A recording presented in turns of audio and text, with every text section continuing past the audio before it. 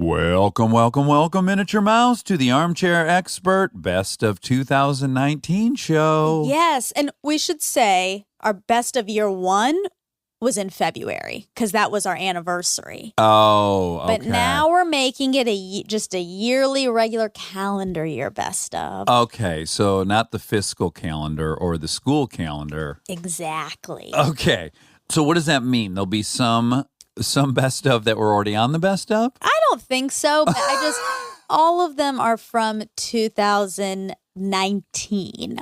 Right. Maybe there's a couple overlap. I can't remember. Who knows? The bottom line is it has been a phenomenal year for us. Yes. So much love and thanks to everyone that listens to the show. We love you. I mean, really, really, really, we love you. Yeah. So grateful. No, but we're all incredibly, incredibly lucky, Wobby Wob, Monica and I, that you guys listen. Yes. We're eternally grateful. We've had so much fun going on the road this year. We had so many fun shows. Yeah. And it was so wonderful meeting. You know, ultimately, what did we meet, Wobby Wob? 50,000 armchairies?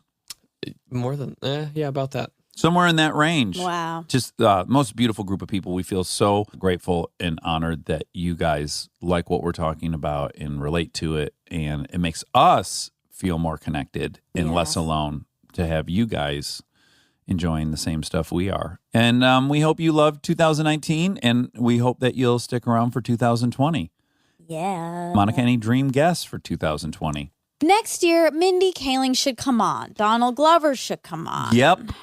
Who else? A lot of people. Obama should come on. Oh my gosh, yeah. Both of them? Michelle should come on. Separately. Barack and Michelle separately and together. Yes. Couples one and a singles one. Exactly. It will be like couples therapy where you first talk to each person That's right. individually and then bring them in. That's right. Wobby Wob, do you have a dream guest? Tom York, I think. Oh. Okay. Do you even know who Radiohead. that is, Monica? No. Radiohead. Did I get it? Yep, that's right. Yeah. Got it. Some really good solo stuff, too. And then mine, Brad Pitt, Channing Tatum. Yeah. Yeah, boys. What are you doing? Oh, here's a couple more. These are just fun ones. Will Smith. People I follow on Instagram that I want to talk to. Shaquille O'Neal. Mm-hmm. Would love to. Will Smith. All these people who provide me so much joy just by scanning through my Instagram. Yeah. We want everyone to come on. We want everyone. Everyone, you're invited. We love you so much. Happy New Year. Happy New Merry Christmas. All the other salutations.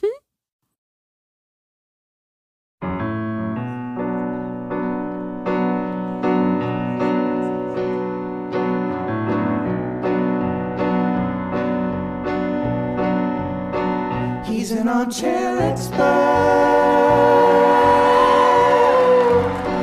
He's an armchair expert.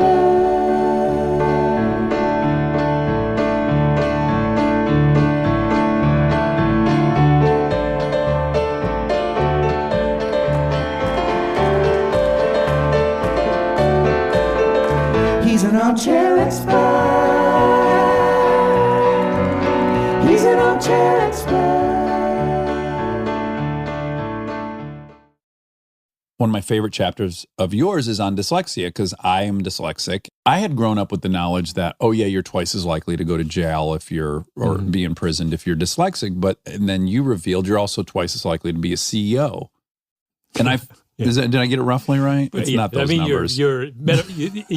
Conceptually, that is correct. Are the numbers wrong? You see, I'm already so nervous. I know. It's a curve. It's like dyslexics are overloaded at the tails of the curve. Right. More of them in prison, more of them super high achievers, whereas non-dyslexics are a normal bell curve with most of the people in the middle. And I found that to be very comforting and wonderful as a dyslexic. And in that story, you articulate. What are you giggling about? Just how funny. nervous I am? No, I'm so happy that you're here because you talk about this stuff all the time and you are getting it probably a little wrong. So I'm so glad we're going to get all the answers this time. But I think what I interpreted that point is struggles and coping mechanisms and having to strengthen other aspects can be of great value in your life. Yeah. My friend David Epstein, who wrote this brilliant book called Range, uses the phrase in his book, strategic difficulty. In David and Goliath, I talk about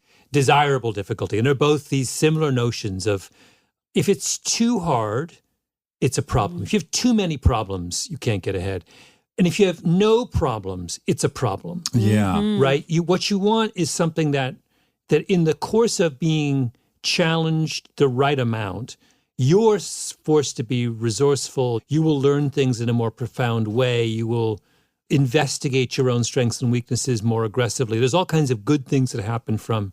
And I feel like the reason that's such an important point is that a lot of people think that what preparation for excellence is the removal of difficulty. Right. Yeah. I want to give you the very, very, very best endowed, overly resourced environment imaginable. Yeah, no Actually, obstacles. Right. You Right. don't want that. You want to have something that you have to wrestle with.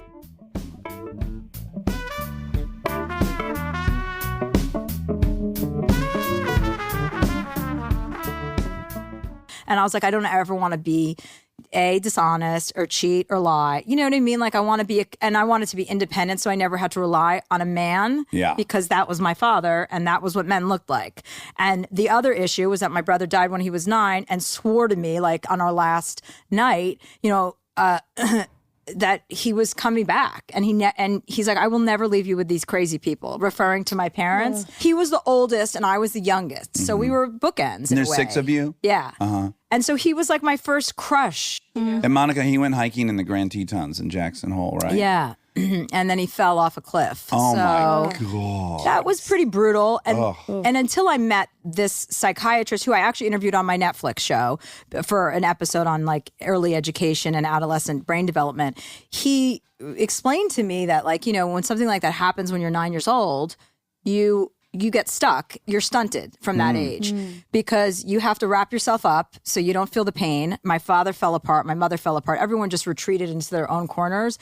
And until somebody said, you, as a 9-year-old, you digested that as rejection. He rejected you. He went off and found another family. Well, he cared about something more than you. Yes. He valued this trip weirdly more than you, right? And he wasn't careful. He wasn't careful. He told me he was going to come back and he lied to me. So in my 9-year-old head, that was, oh, you can never trust men. They will always lie to you. Yeah. Even though I was like, it's so obvious, but yet until you do that work and like kind of talk to someone who's a professional and studies that, I didn't realize I was acting like a 9-year-old with regard to any men. So back to what we were talking about at the beginning, how men are fucking scared of me. It's because I'm fucking scared of them. Yeah. 100%. So it's rejection before you get rejected, which is obviously like class A, whatever, typical textbook behavior. But it helps to hear it from someone that has nothing to do with your life. Because I think, for me, I never wanted to go to therapy and really dig it up because I thought I was too smart. I'm like, I know my brother died. I know I have problems, but whatever, it's working. I'm strong.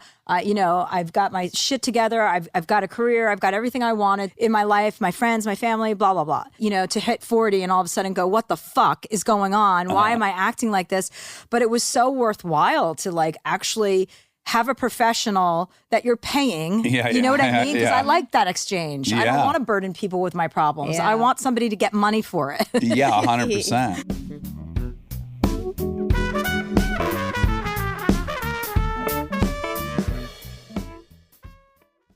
And I was, a very sensitive, continued to be a very sensitive person. And I look back at that though, and my goal was so to be liked. It's amazing how these people who were not kind to me, but I so desperately wanted them to like me. Almost like a dog returning to its vomit. It's, the kind of sense like, you shit on me, but I'm going to make it my goal for you to like me. And so I became all things to whoever anybody wanted. Right.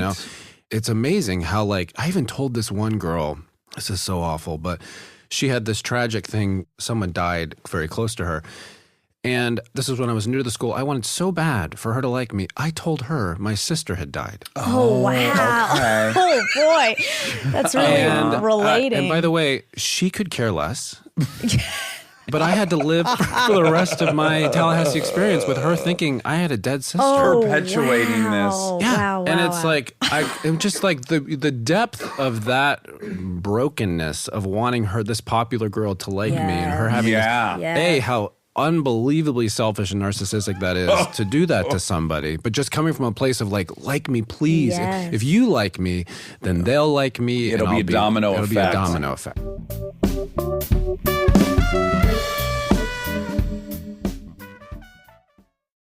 I have found myself over the years, not even because you and I are friends, but because I feel like where it's coming from. I've always felt very defensive of you because you seem to trigger people. Yeah. You trigger people, and it drives me bonkers. It really drives me bonkers because in sobriety, our main focus is really kind of isolating what are our fears, because our fears are basically driving this ship. And until you understand what you're afraid of, you're not going to understand what course you're on, right? So when I see someone that's mad at you, to me it seems so obvious. Oh, there's something about her that when they look at her, they feel less than, which is their issue. And a sad issue, a terribly sad issue for that person. But there have been a couple things over the years where I'm like, you guys are so mad she said this, like conscious uncoupling. That became a firestorm, right? Yeah. And I remember thinking, what is going on? But that's not even, you didn't make up conscious uncoupling. No, it had been coined, I think, in the 70s. And it's such a beautiful concept, right? It's like, you're staring down the barrel of a divorce, your worst outcome possible, especially, my parents were married till my dad died. All my best friends I've been friends with from elementary school, middle school, and onwards, all their parents were married. They all married like college or high school person. They're all still married. I just didn't come from a world where there was a lot of divorce. And as I looked around and sort of knew that this was happening, and I thought, I'm going to try to collect a little data around how children have been impacted by divorce. And again, sorry to overuse the word, but be intentional about avoiding those common pitfalls. Like, what are the common themes here that we see? And the most common wound that I heard from children of divorce was, my parents couldn't be in the same room and couldn't be friends. And it took 3 years. It took 18 years. It took, God forbid, the death of a close family member for them to sit at the same table. And I just thought, I wonder if there's a way to circumvent that and just go directly to the point where we're friends and we remember what we loved about each other and constantly acknowledge that we created these two incredible human beings together. We commingled our DNA. We're family. That's it. So we can pretend we're not and hate each other and drop a kid at the end of the driveway and not come in, or let's try to reinvent this for ourselves. And so I think at the time, honestly, I was in a lot of pain. It was so difficult. It felt like such a failure to me. Yeah.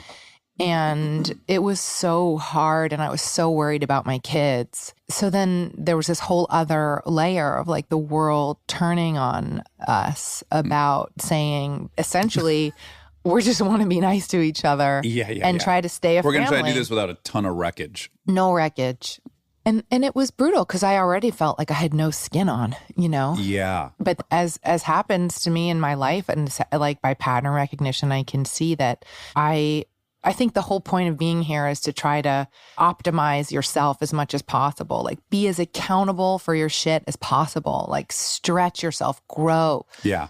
Do the uncomfortable thing, in the name of something bigger and more beneficial for your family or your community.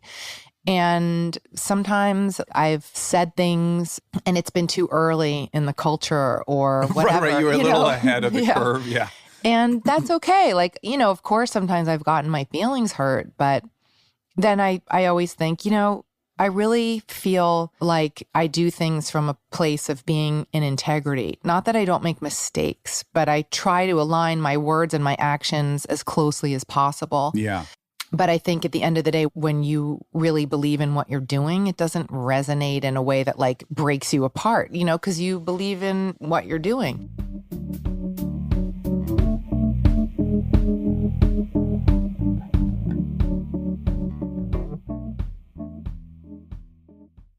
My wife loved you guys because loves. They're not past tense, but I respect you so much because I needed this right now. Yeah. I needed that, someone like you. Yeah.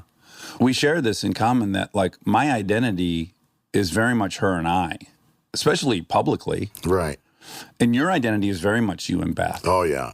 So you have the one layer of just heartbreak of losing your best friend and your wife and your partner, that's identity shattering. Right. And then you're a thing. Right. You guys are one thing. And you got to now imagine what your identity is without half of you. Right. And that's got to be terribly frightening. Well, and I Googled it. You did. And it says you adapt, you get smarter.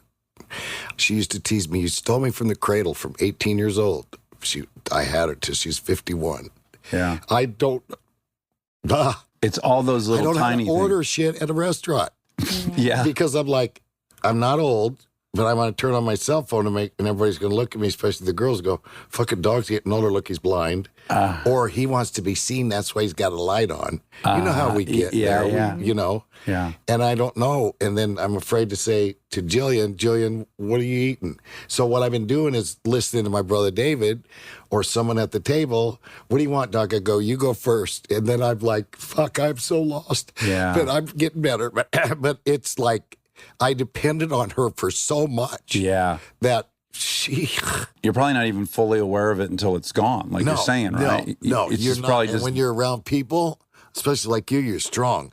And then all of a sudden you're all alone, or you wake up and you go 2 minutes without realizing she's gone. Mm-hmm. And then you feel like shit. You feel guilty, right? Yeah. You're like, oh shit, this morning I got up, right? The alarm went off that I set on my freaking phone. And then I'm like in the bathroom. I'm like, I'm going to get a shower. I know I got coffee at Starbucks last night. Everything's okay. And I'm thinking, and all of a sudden I'm like, fuck, she ate here. Yeah. I'm sorry. Yeah. Because, what a terrible shit. The Bible says, and the last enemy that shall be whipped is death. I'm on that fucking team. When he does that, I want to be right there because it is freaking hard. I had a dream. I have visions, and she's in heaven, and she looks up. My God, Big Daddy's going to love it here. Look at all the animals. I'm like fucking looking around the corner. Where are they? And then she's watering the garden, looks exactly the same, watering. And I used to sneak up on her, boo. And she would try to sneak up on me, but I'm Apache. You can't do that, right? Some have, but not me. And she tried almost every day. And so I went, boo. And she turned around and laughed. She goes, Big Daddy, what took you so long? And started crying. So what I've said and what I'm developing is wait till you see Dog Without Beth. I swear to God, I'm wearing a seatbelt. I'm so sorry, I'm crying. I love it. And I'm not going to jump in front of a train, but I ain't afraid to die no more. Mm-hmm. And a lot of reasons I didn't go after certain people or go through them doors is that, not the fear of death, but what if I leave her alone? Right, right. And she finds another man, and he's better to her than me, and then she marries him. Pluck that arm. I ain't no more. I'm not afraid to die. And it's, the fear is gone. Yeehaw. If it happens, it happens.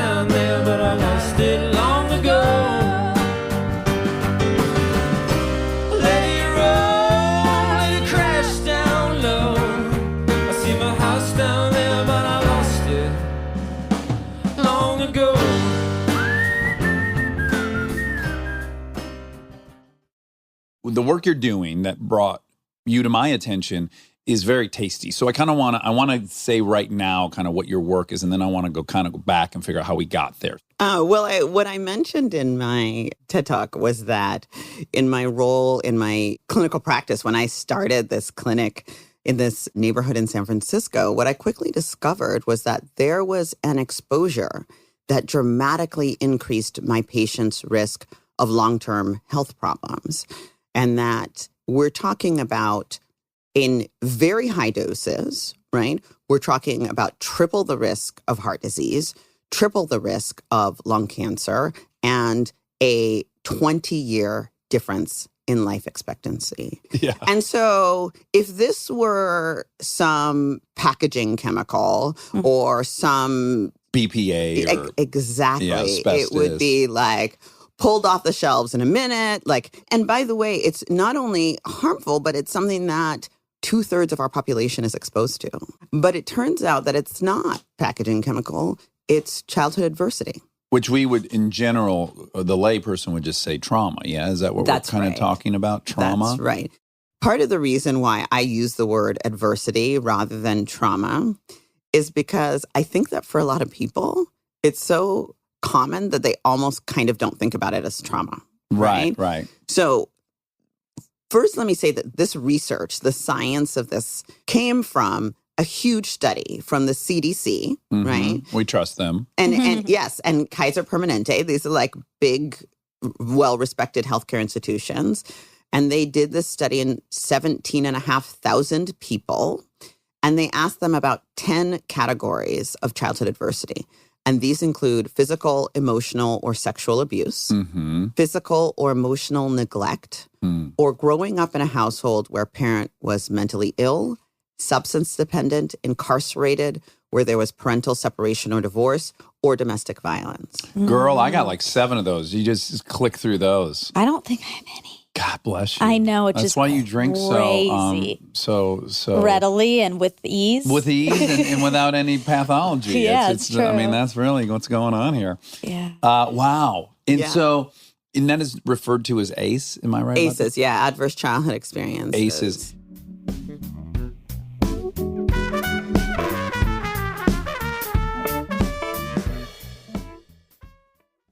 I want people to like me. It's something I still haven't really overcome. Working on it. He was imparting this lesson to me, and like have boundaries, have normal boundaries. Exactly, because I was feeling guilty that, I sent those people away and I didn't give them enough, and they were, So a couple nights later, I came back to the bar, and it's fairly empty, and it was my last night of shooting this movie, and I went out with one of the actresses and these 2 PAs, a guy and a girl.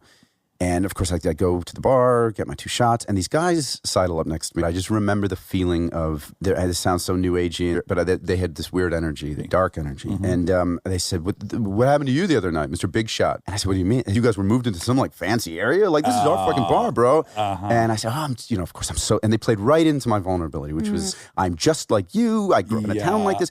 And I said, I'm so sorry. Let's do a shot together. And they're like, all right, man. And they must have sensed that was my weakness because they kept coming over to our table and, you guys know the Big Shot, huh, Mr. Hollywood? And I was like, no, I'm not. I'm like, so at the end of the night, we were there for a couple hours, and I was a little, buzzed, and we were leaving, and the guys said, it was 2 a.m. in Birmingham, and they said, do you want to go to a casino? We're going to a casino, and thank God the actress said, no, I'm going to go home, and the PA said, yeah, we'll go, and I was eager to go because I love playing blackjack, and I hadn't been there. I hadn't been to those Detroit casinos. And I thought 2 a.m, kind of drunk with strangers, was a good time to go. Yeah.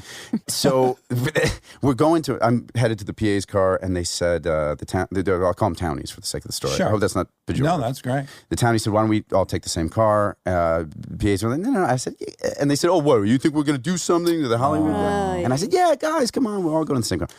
We got into their car. They dropped me off at the hotel for a second to get my per diem to gamble with.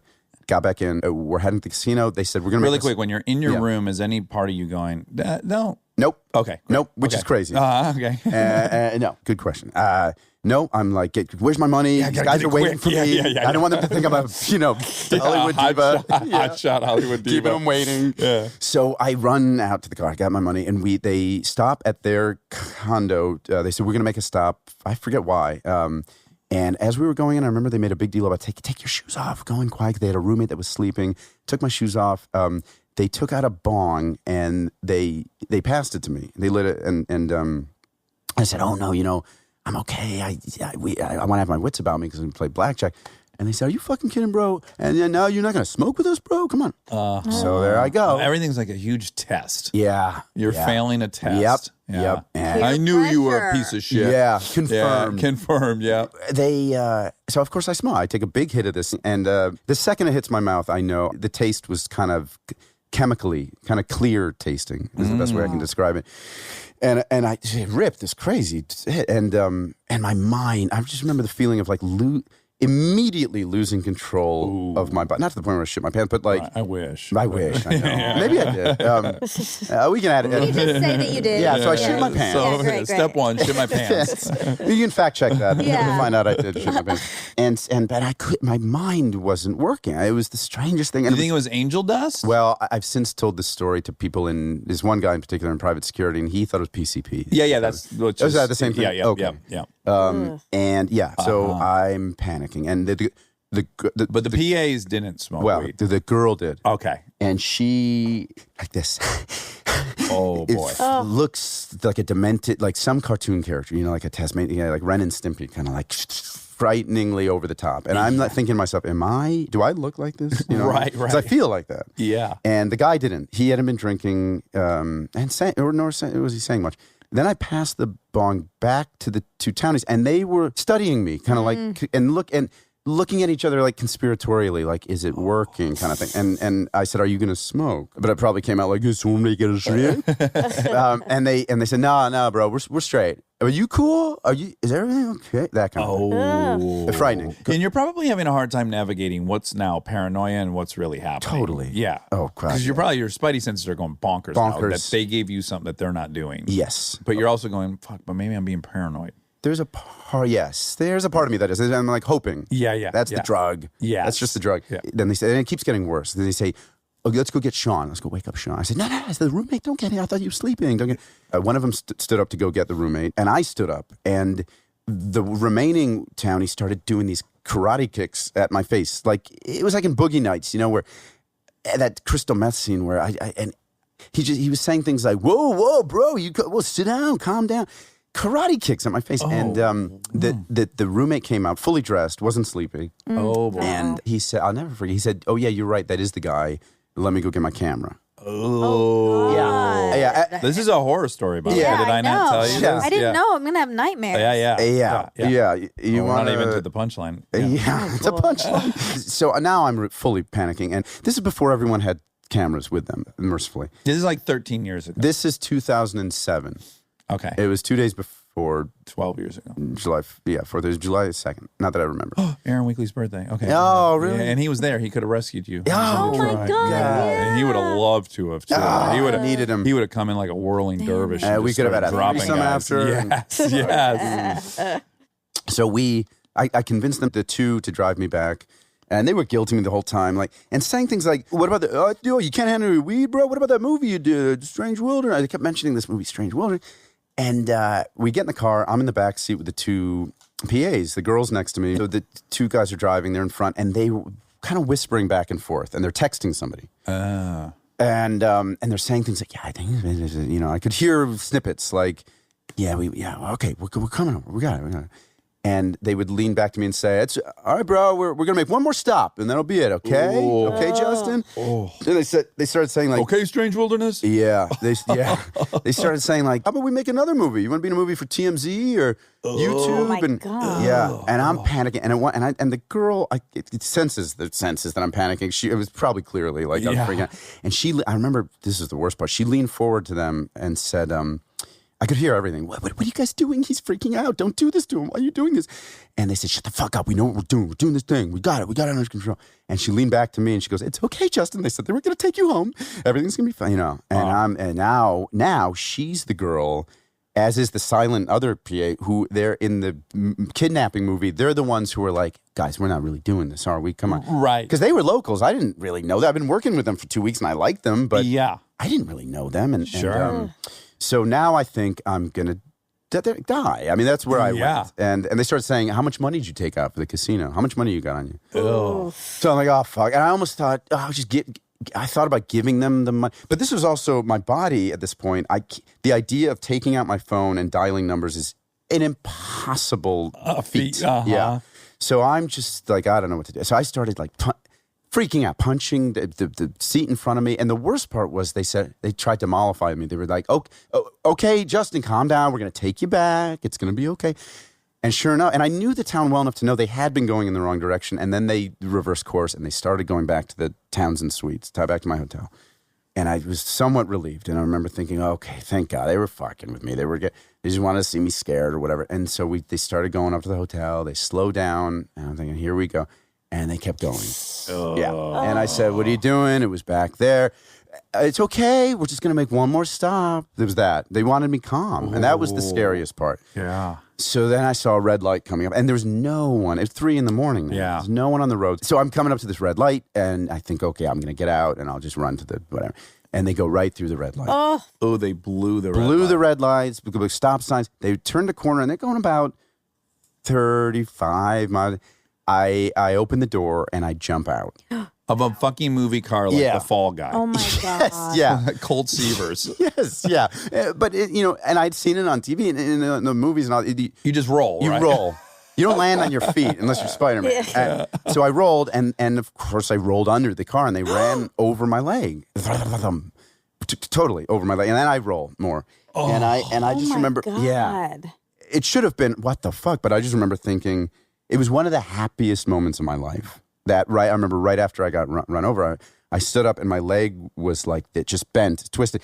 And I remember looking down. My first thought was I looked down at my jeans. And this is a weird thought for me because I care about as little about fashion as you can. And I remember looking down and seeing blood just pooling, like seeping out of the sides of my leg onto my jeans and thinking, oh, I love those jeans. I ruined these jeans, which is so weird. I have an attachment to, but also filled with the being alive. Relief. Free. Yeah. Free, and that swing, I'll never forget that. And swing.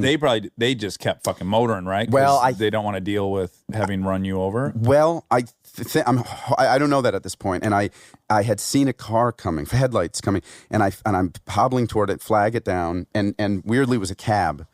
And I got in the cab and I locked the door and I said, take me to the Townsend Suites. It's right. And I remember the cab driver. I got to get these pants in salt water and cold water.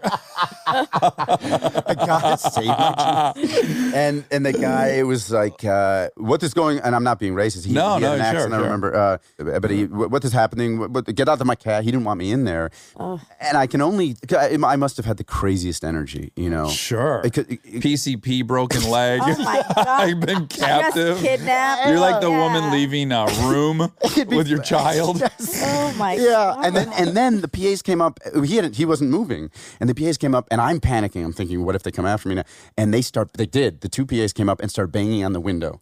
They were freaking, especially the girl with PCP in her system was freaking out. Yeah. And I remember she kept saying, and this is just what she said. She said, repeating, I thought we killed a movie star. I thought we killed a movie star. Oh my God. And the guy was kind of freaked. The one who had been kind of calm, and he was freaking out. And oh my God.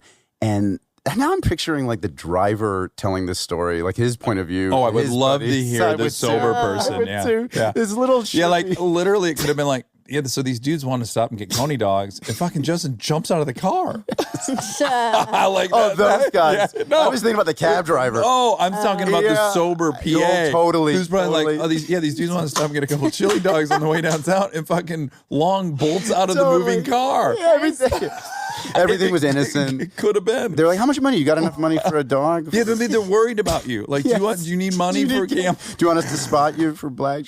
Totally. It was all in my head. But so I saw So that they let them out. Yes. They said you can go. Yes. Yeah. Then They probably wanted to run. Is Yeah, my I would hunch. imagine. Like they Yeah. had some harebrained Like, scheme. get out of here. Yes. Yeah. And now he's hurt, and now you're talking about jail. yeah, they must have been freaked out. So I made my way back to. But really quick, why get out of the cab? He wasn't driving. He wasn't going anywhere. Oh, he And didn't want to deal with it. No, and I got the sense then that they were safe. By their react, they seemed safe at that point. Okay. And I was so close to the hotel, and he was moving, so I had no real choice. Right. So I go back. I wake up 6 hours later in more pain than I've ever been in, and blood all over the sheets. And Oh boy. I made my way to a doctor. I Hope they weren't Brooke Linens. Hate to see a set of Brooke Linens go down. Is that like that's a sponsor? That's right. So yeah, and then Do you go to the hospital? I don't. Okay, good. I went to a doctor. Oh, you did. Okay. I don't know why I hesitated. I was thinking about something else. I went to a doctor and he x-rayed it and no broken bones, which is crazy. That's great. But such bad nerve damage that to this day, and I never dealt with it because a couple days later I went through a breakup. So I was dealing with like this Shame, probably, right? Yeah. Sure. You've embarrassed this woman. Yeah. You're And- supposed to be responsible Yeah. and taking care of my shit. But also for me, it was so out of nowhere that in the wake of this thing, when I was supposed to be healing the leg, I was just dealing with the emotional. And I remember the funny little like addendum. I had to do one of those Mac commercials afterwards, like a week after, and my leg was like swollen out to here to the point where they had to get special jeans for me. You know, wow, big calf guy jeans. Yes, yeah, Wow. totally. Stay tuned for more Armchair Expert, if you dare.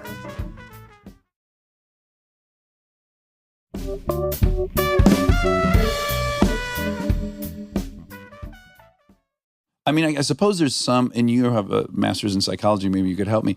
I assume there's some kind of catharsis in watching someone else go up in flames for something that you yourself have done. I think there's so many different things that are at play in our online world. There's the online disinhibition effect. So where people, because they're hiding behind a screen or behind anonymity, find it easier to take on different personas. We saw that the beginning of that with, remember, Second Life? Oh, yeah. Yeah. So I mean, that was kind of the beginning, I think, of this idea of, and avatars of sort of, okay, let me both be this person, but also be someone else, be some different curated version of who I want to be. For sure. Right? Some projected versions. The advertisement for me. Right, exactly. Yeah. And which in and of itself has a layer of shame connected to it, right? Because there's that idea of whoever I really am is not good enough. For sure. Yeah. So I think, that's at play. I think we have people constantly, just the chasm between our real lives and curated selves online is very challenging. And I think that's where there's so much mental health issues coming in. I had this young boy say to me last week, which was he had written in an essay, and I've just been turning it over in my mind ever since I read it, where he was talking about actually with physical violence, that when you don't have an adult to say to you, everything's going to be okay, you're alone in your pain and your experience, and you may lash out at someone else doing the exact same thing for the very reason so that you're not alone.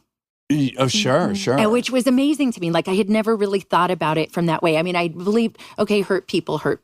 Then all those things. And misery loves company. It truly does. I certainly don't want to excuse any kind of online harassment or bullying behavior, but that in some ways it's a coping mechanism for some people. Yes. And that's where we kind of have to step back. There is no three-prong easy solution. This is like the human condition.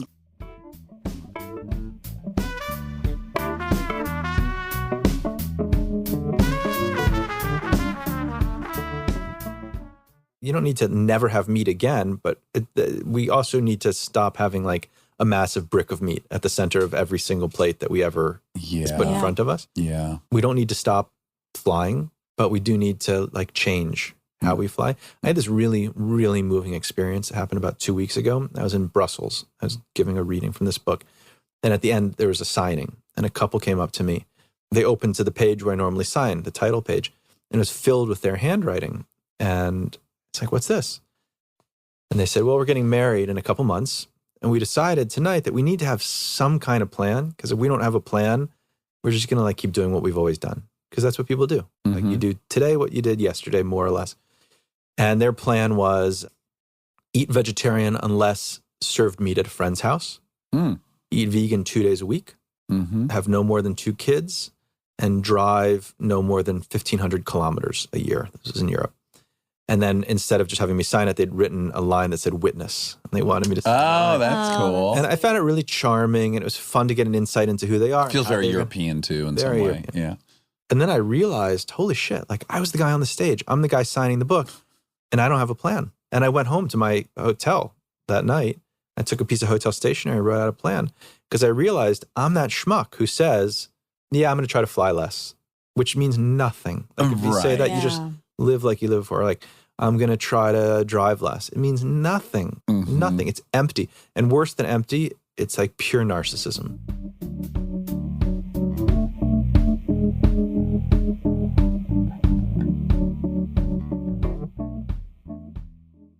Everyone, along these 7 seasons has been like probably just putting a bunch of like really positive energy at you, I would guess. Yes. And then there's a big turn where I assume a lot of people are putting some negative energy out This towards is you. where it pays off that I've spent my entire time of Game of Thrones never believing anything that anyone ever said, never taking anything that anyone said at any real value. Yeah. Really just like my negative voice shouting far louder than anyone saying anything nice, because I was always in the back of my mind. I was like, oh, great, we're successful now. We won't be tomorrow. Right. There's every chance that we won't be tomorrow. So for that, I'm base level aware. I don't Google myself. I don't really. There's a lot of stuff that I don't hear. And now, regardless, people have very sweetly said lovely things. Good. And I've got a lot of fan theories, and I've got a lot of like, if I had it my way. Right. Oh, I'm sure. I'd be doing it different. I'm sure. But I definitely, the worst thing that anyone said, and this was painfully close to the show, I was at my mum's house, which is in the countryside in Oxfordshire, and I went to Waitrose to get some food, and it was the day after episode 5. Right, we had to. It was 6 episodes, wasn't it? The final season. Yes. Yeah. So this is episode 5. So this was I had never seen what that looked like until I watched it on TV, obviously, because I'd only done the green screen stuff. And I was in Waitrose, and this woman looked at me and went, "Well, you're brave to be outside." Oh my God. And I was literally like, ow. Yikes. Oh my God. I started welling up in the shop and was like, oh, I didn't need that. Thanks, honey. Okay, but bye now. Bye. I don't need any food. I'm just going to leave. But that was it. Okay, that was the good. beginning, middle, and end of my bad experiences with regards to that.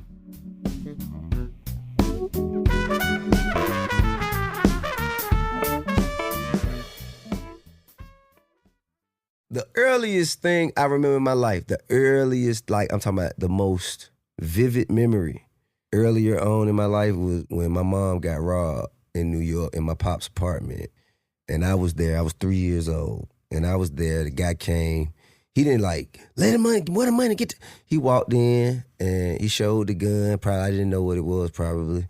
And sat me down in front of the TV, walked my mama into one of the den of the living room, and they stayed in there, and I was still watching TV. He came out, he asked me if I had to use the bathroom, took me to the bathroom, set me right back in front of the TV, and I was so engulfed in whatever was going on the TV. A whole day, probably some hours had gone by, and he left out and walked out and said, "The key's on the picture of the zebra," and I didn't pay him no attention. I'm just, watching TV, and then I remember asking him, like, where my mama? I want to see my mama. She was like, nah, she's sleeping. Don't worry about it. And I was like, all right, cool. And when he left, I guess after my show went off, I got up and went in there and saw my mama was like, she was handcuffed to a chair and with her mouth taped up and her legs tied up.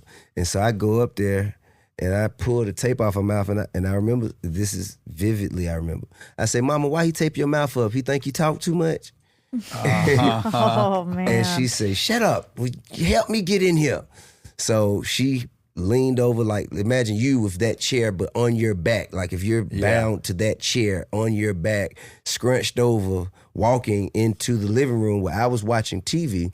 And there was a picture, like kind of high up on the wall, of a zebra in front of an Excalibur, like a car. It was a picture of a zebra in front of an Excalibur. Yeah. And that was one of the pictures that my dad had. And the key to the handcuffs that she was bound to was up here on that picture. And she couldn't get it. So she's like, "Tip, get up there and get that key." I'm 3 years old.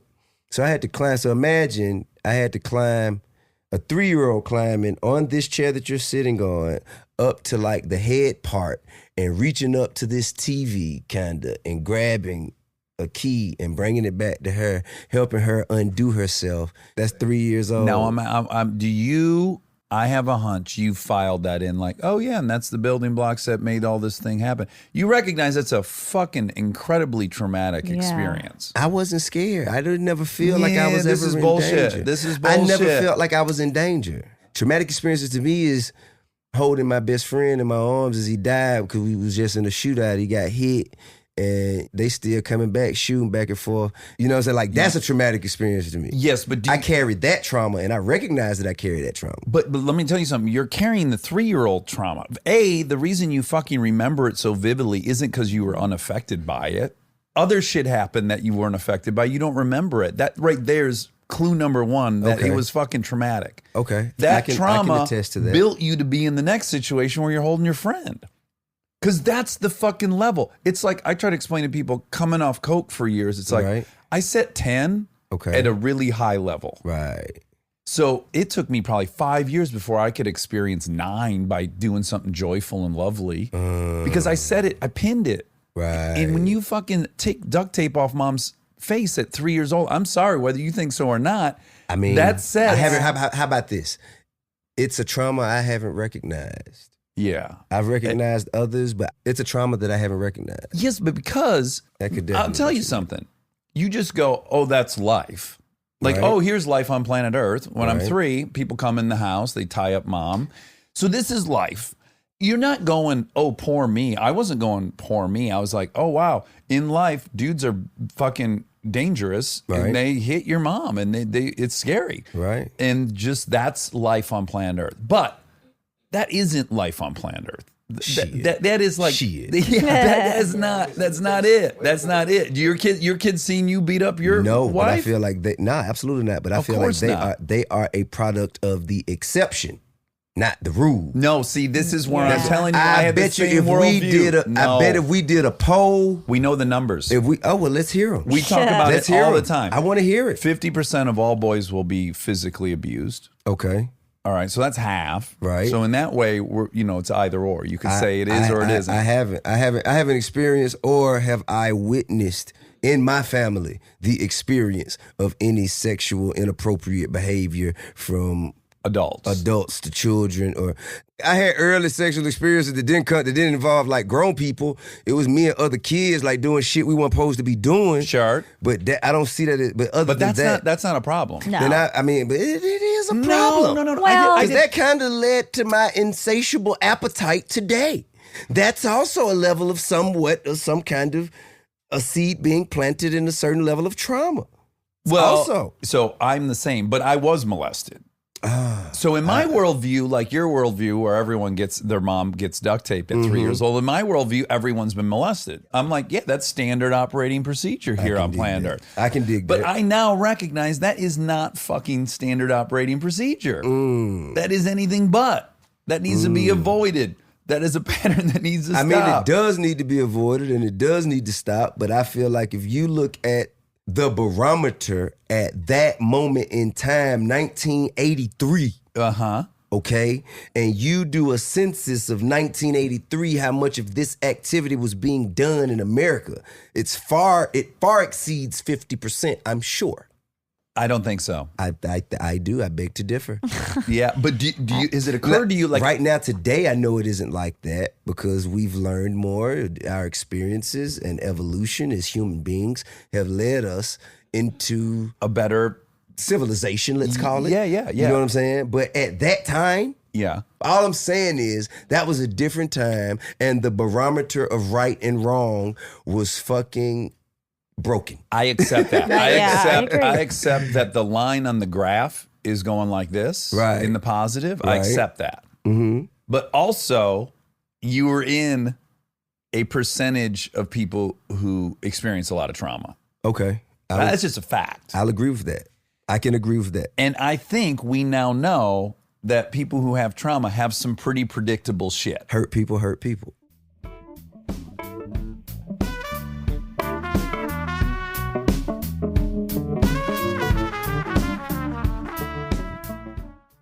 Okay. So you had a stroke. The girlfriend I was just talking about that we would have fights at 7-Eleven, she had a stroke too. How old was she? She was probably 38. And she was like kind of getting ready and she was getting more and more confused. And there was like a long period of being confused before she even put together. And I think she called someone who could recognize something was going on. But oh God. What a You're fucking me, like, anxiety. Well, what happened to me was like a little bit more obvious that there was something wrong because I was living in Queens. I was in Astoria. I was going over to my friend's apartment to like have lunch with them or something. And I had barely gotten in the door talking about how I'd taken my younger sister to a Hillary Duff concert the night before. That's sweet of you. I remember talking about Hillary Duff, and in mid-sentence, I like looked down and my right side of my body was paralyzed, but I didn't realize that my brain was like telling me the signal of like, that is not your arm. It is not attached to you. If you're paralyzed, it's not like a numbing sensation. I would imagine it to feel numb, but it doesn't feel like feeling. anything. Your brain is just not computing that that's your arm. Yeah. So I was like, whose arm is that? And all of a sudden my arm looked very long and like alien-like to me, where I was just like, what is that? Yeah. And I started like hitting myself. I remember that. And then like all of a sudden I kind of like blacked out for like a second, and like the sound got like weird. Ooh. And then when I was like conscious again, I couldn't speak because the blood clot was in my language center in my left temporal lobe. And so I had expressive aphasia, which is where I forgot language, but I could understand it. I just couldn't like respond. So then my friends thought I was doing a bit because I was always doing bits. Sure. And they were like, you're very funny. Like, stop it. I remember putting my hands to my throat and going like, and making like a weird sound. You're right. This is the worst thing that can happen to a comedian, because everyone's assuming. Yeah. As we just said, we're interrupters. So like, oh, here we go. She's going to fucking interrupt this lunch party. Yeah, that was like the most terrifying part, is just people didn't know something was wrong with me. And then they kept going, should we call an ambulance? And I was conscious. Like, that's the weird thing about having a stroke, is like, you know it's happening. Sure. So you're watching it go down. Yeah. Which is like the weird, trippy part of it. Yeah. So like I knew what was happening, but at the same time I was like, I can't talk. I don't know why. And they were like, should we call an ambulance? And I was shaking my head, yes. And then the paramedics got there and they're asking me all these questions. And of course I can't answer any questions. And they think They're I'm like, on what drugs are you on? What drugs are you on? 100%. They thought I was on drugs and that I was lying. What did I take? What did I take? And how long before you regained your ability to talk? I was saying certain words. I would say the wrong words. They would ask me, what's the last thing you ate? I knew the answer was yogurt, but I couldn't say it. So it would take me a long time. And then like maybe half an hour later, I'd be like, yogurt. Oh my gosh. And by that time they were like, do you want yogurt? Why are you saying yogurt? You know? And so like at the time I was dating someone that was like 5 years older than me, and it was like a relatively new relationship, and he came to the hospital to see me, and I was 20, and the doctor was asking me how old I was, and the only number I could remember to say was 16, and I kept going 16, and my boyfriend at the time was going like, are you 16? I don't understand. Are you 16? And I was like, 16, and he was like, Aubrey, like, what is happening? Like, you're, you know, like there were funny things that happened, Sure. but yeah, it was like so fucked up. There's nothing scarier than your brain being broken. I know. I'm scared every day. And like I am still on the kind of investigative journey of trying to figure out what's wrong with me.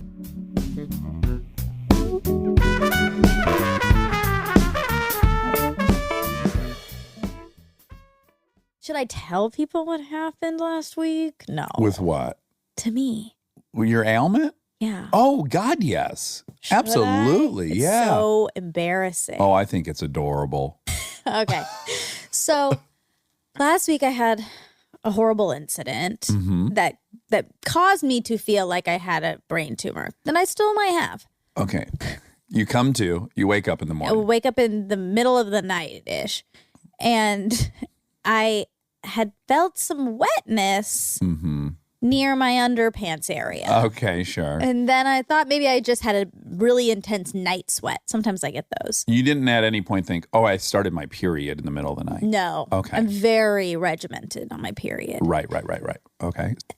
But then when I started doing some investigation, it was urine. Yawn. It was pee-pee. It was yawn. A good amount of it. And you're 31. In my bed as a 31-year-old woman. This has never happened before. This isn't like I have incontinence. Nor even Sarah Silverman's past No. of being a late bedwetter. Exactly. Yeah, no history. I haven't peed in the bed since I was probably 5 years old or earlier than that. Yeah. I also don't pee very often at all. So the fact that it's uncontrollable in my sleep was a red very flag. Scary. Yeah. Yes. And accompanied with severe back pain. Severe. Yeah. Lower back pain. So of course I was like, okay, something's wrong with my kidneys. I probably have a kidney infection. Right. Which I've had before. Okay. The next day, I text my friend. This is the greatest. I text my friend, Allison Kirksey, shout out. Yes. If you need PT in Los Angeles, please go see Allison Kirksey. She's the But only if you really need it. Not just because you want to meet Allison. Well, if they're going to pay her, I'm sure she's fine That's with true. it. I guess she could just hang. Yeah. She'd She's probably a good prefer to hang. do that. Yeah. Anywho. She fields, I just want to say for the record, she fields a lot of your calls. Poor girl. Yeah. Yeah. She gets a lot of texts from me. This is happening. What do you think? And by the way, she's very good. She never makes me feel stupid. Mm-hmm. She always listens to what I have to say and then says, okay, yeah, that's a little this, but it's probably this. Mm-hmm. I can tell she's just being really nice and telling me that I'm overreacting. Yeah. She's also, again, she's super knowledgeable. Also not Very. an internist. She can tell based on like symptoms or based on what's happening if it is muscular or she's like, this doesn't. This is an organ issue. Yeah. Or Okay. this, you need to go see the doctor. Right. Which she never says. Right. Right. She's not yet once said. Go. Except Oh. on Wednesday, Oh. I said, okay, this all happened. I'm having really, really bad back pain. She also has a 1-year-old she's dealing with, right? Like when you call. Yeah, and she's about to have enough. Like she's pregnant. She's gonna deliver any day now. And I'm Right. like, I need help. Yeah, help. Because also I was texting her and she was like, at the end I was like, are you doing okay? And she's like, yeah, I'm ready. I'm good. And she was like, do you want me to come to the doctor? And I was like, I mean, no, because you might need to be going to the doctor at any moment. Right. Anywho, she said, yeah, this is strange. Mm-hmm. And it's definitely not consistent with acute muscle pain. Great. So she was like, I do think you should go to the doctor about this. Mm-hmm. And she never says it. So then I was like, oh boy, okay, great. So you went. So I went, they did a urinalysis, even though I had no pee-pee left. Okay. And they... You should have just brought your sheets, cut off like a corner of it, and then stuck it in that For little my underwear. plastic. Oh, that's my favorite joke. Should I tell it really quick? Sure. An old couple go to the doctor, an old man and a woman, and the man needs to get his physical, and he's kind of hard of hearing. So they sit down, and the doctor says, okay, well, before you leave, I'm going to need a blood sample, a urine sample, and a fecal sample. Okay. And the man says to his wife, What did he say? And she goes, she needs your underwear. That is good. Ew. That's a good joke. She needs your underwear. Okay, so.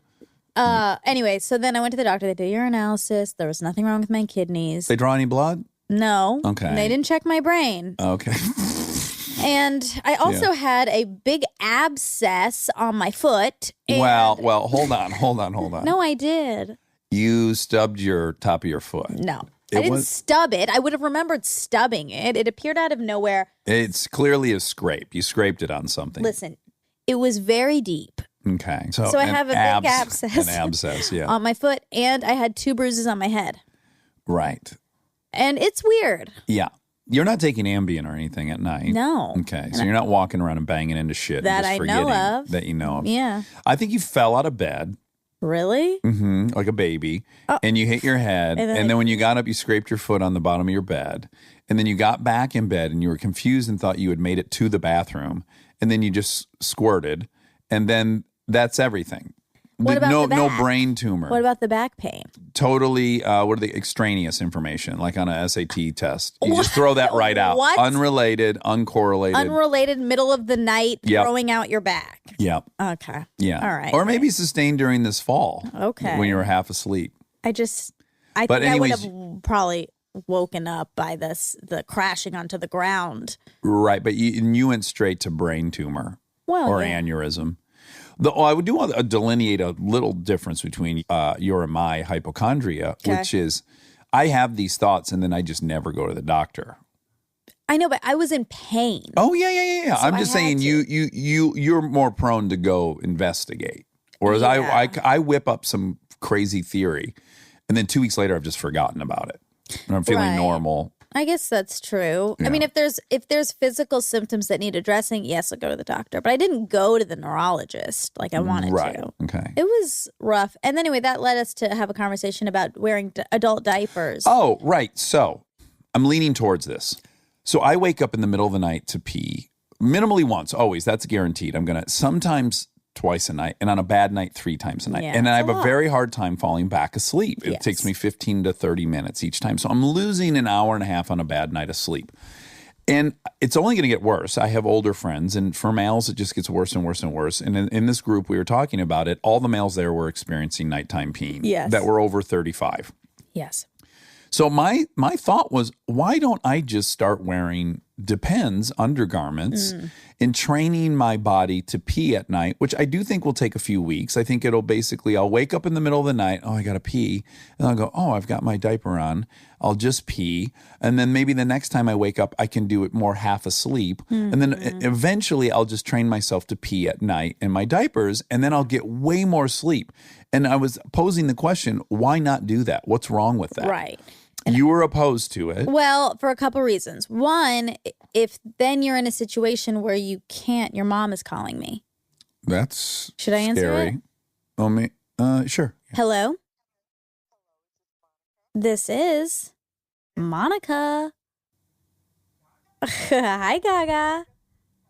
Yeah. Did you? Oh, I'm sorry. I got your text and I thought I responded, but I probably did not respond yet. She's in the middle of a fact check. We are recording. Yeah, we paused to answer an important call. No, it's okay. Oh my God. Thank you. I will tell him that. Okay, bye. Well, that was a first. Anyway. Great. Had a whole flow going about my diaper. And Well, now it's no, all it was my fucked up. turn to talk. Don't It worry. was so appropriate that I'm talking about returning to diapers, and then my mother would call. That's The right. last person who dealt with my diapers. Yeah, she sensed it. She did. Like, I feel like he's about to try to be a baby again. I gotta I put gotta the brakes check on this. in. I put a lot of energy into getting him to not be a baby.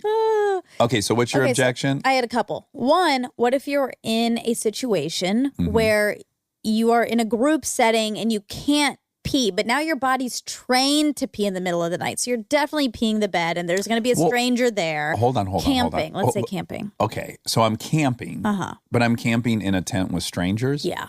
Why am I doing that? Apocalypse. I don't know. Okay. There's plenty of reasons that I Okay. can't really get into, but Well, I can concede that if there's an apocalypse, this was a bad idea. okay. Okay. Also, Let's just assume, though, for shits and giggles, that there's not an apocalypse. what if you just had to share a bed with I'm now bed hopping? Let's say what with if you Scarlett had- Johansson. Yeah, you had to.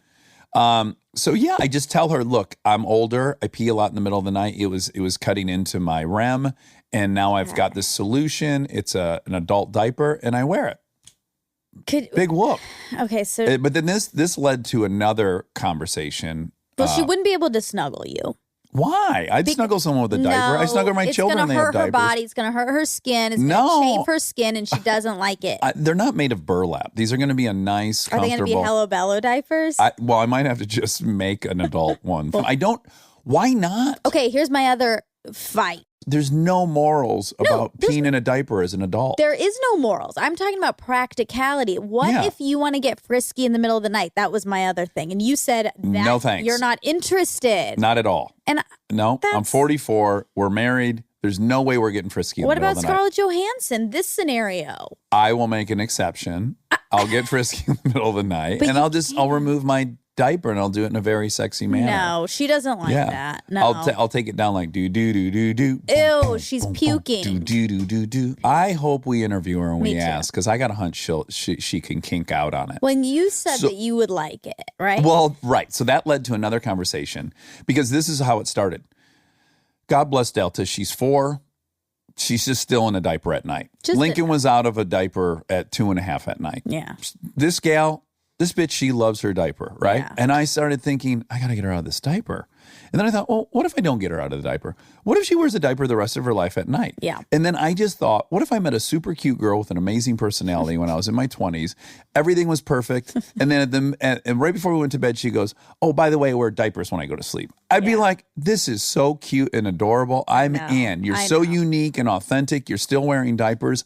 It would not be a barrier for me. I would love it. And then we posed that question to all different guys at the party.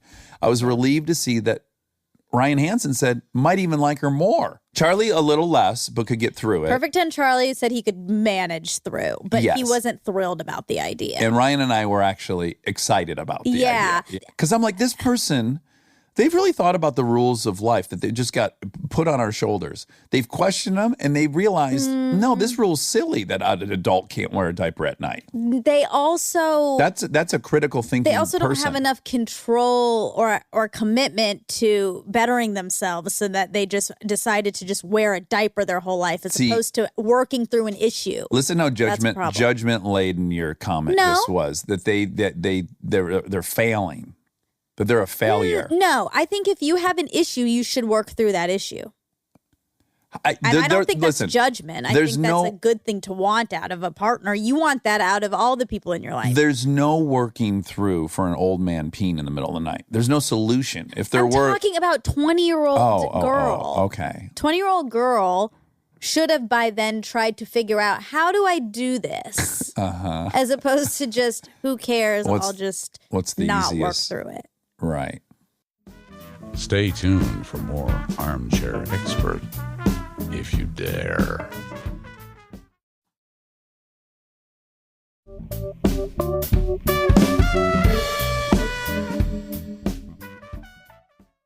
I had an issue with anger for many, many years. Since I was a little kid, 8-year-old, 9-year-old, 10-year-old, like I was angry forever. Do you have a theory on why? Just biochemical, or do you think you were frustrated with some situation? I don't know why I was angry then, but I do know why I was angry in my 20s and 30s. Okay. And I think I was angry in my 20s and 30s because I genuinely wasn't really in touch with my own feelings and emotions. Mm-hmm. And Emily was the one who taught me. She's like, there's 4 basic emotions. There's anger, sadness, happiness, and fear. And everything is a combination of those. All of those, sadness, happiness, and fear, can all be turned into anger. So you see, like, obviously sadness can turn into anger. Like, I remember there was a guy who went and killed a couple, like, Indian people in a bar 2 years ago, and they found out that his dad had died 9 months earlier, and he just was, like, really upset about it. Even, like, joy, like, you watch, like, sports fans getting, like, yeah, and then they get really angry. Anything. That's a great example. Yeah. Anything, obviously, fear can be turned into anger. We're seeing that all across our great nation right now. Yeah. And so for me, I was getting angry because I was feeling all these things, not processing them, not being in touch with them. And it was all coming out as anger eventually in like bursts. I think most of the world's problems are because of men who can't feel their feelings and are just comfortable being angry. A significant percentage of them. I would say almost. It's so many problems come from that. Yeah. So I really think that's sort of, we're obviously in a era where we're talking about what masculinity is and this stuff. And I hope we start redefining it as people who are in touch with their feelings and can feel all these things. I cry at almost every movie now. I'm so jealous. And that only started happening like 3 years ago when I realized, like, oh, I have to start knowing how I'm feeling all the time.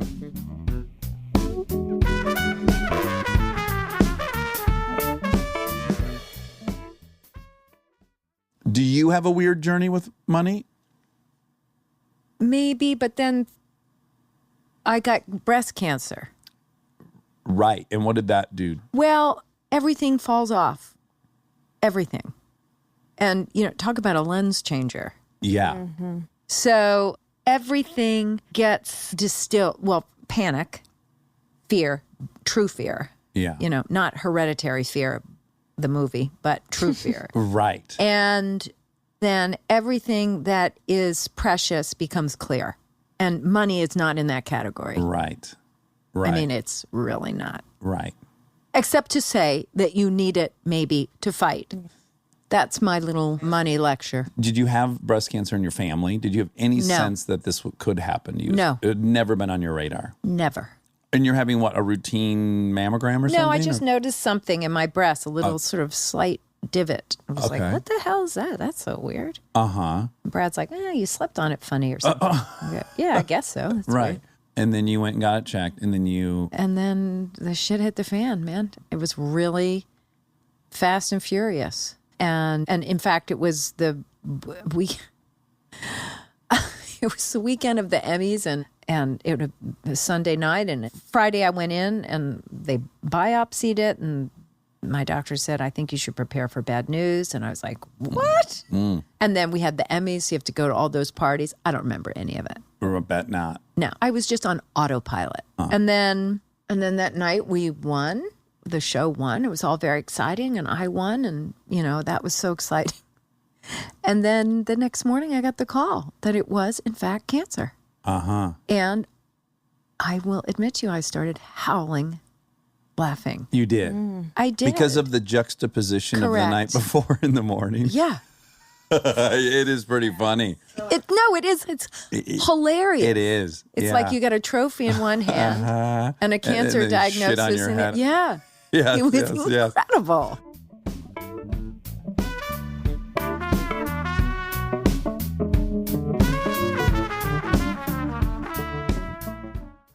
And so when I was a kid, my mother had a bad back. I used to believe that my mother was this close to being wheelchair bound, and she used to lay on traction boards and, my back, right? Yeah. She used to come in and hit you, right, with a belt, and you'd push her away. Oh, my back, right?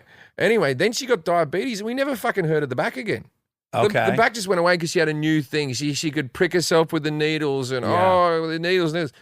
Then she got Parkinson's towards the end, and I stopped hearing about the diabetes. I was only cancer away from not hearing about the Parkinson's, right? Yeah. But in the end, she just, a bit of she was a large woman and her muscles were wasting away, and she kept on falling over and not being able to get up. They had to call an ambulance over all the time, So 8 ambulance trips. And so I kept on arguing with her, you got to go in a nursing home, Mum. I go, Dad can't lift you up. We have to call ambulances. You need full-time medical care.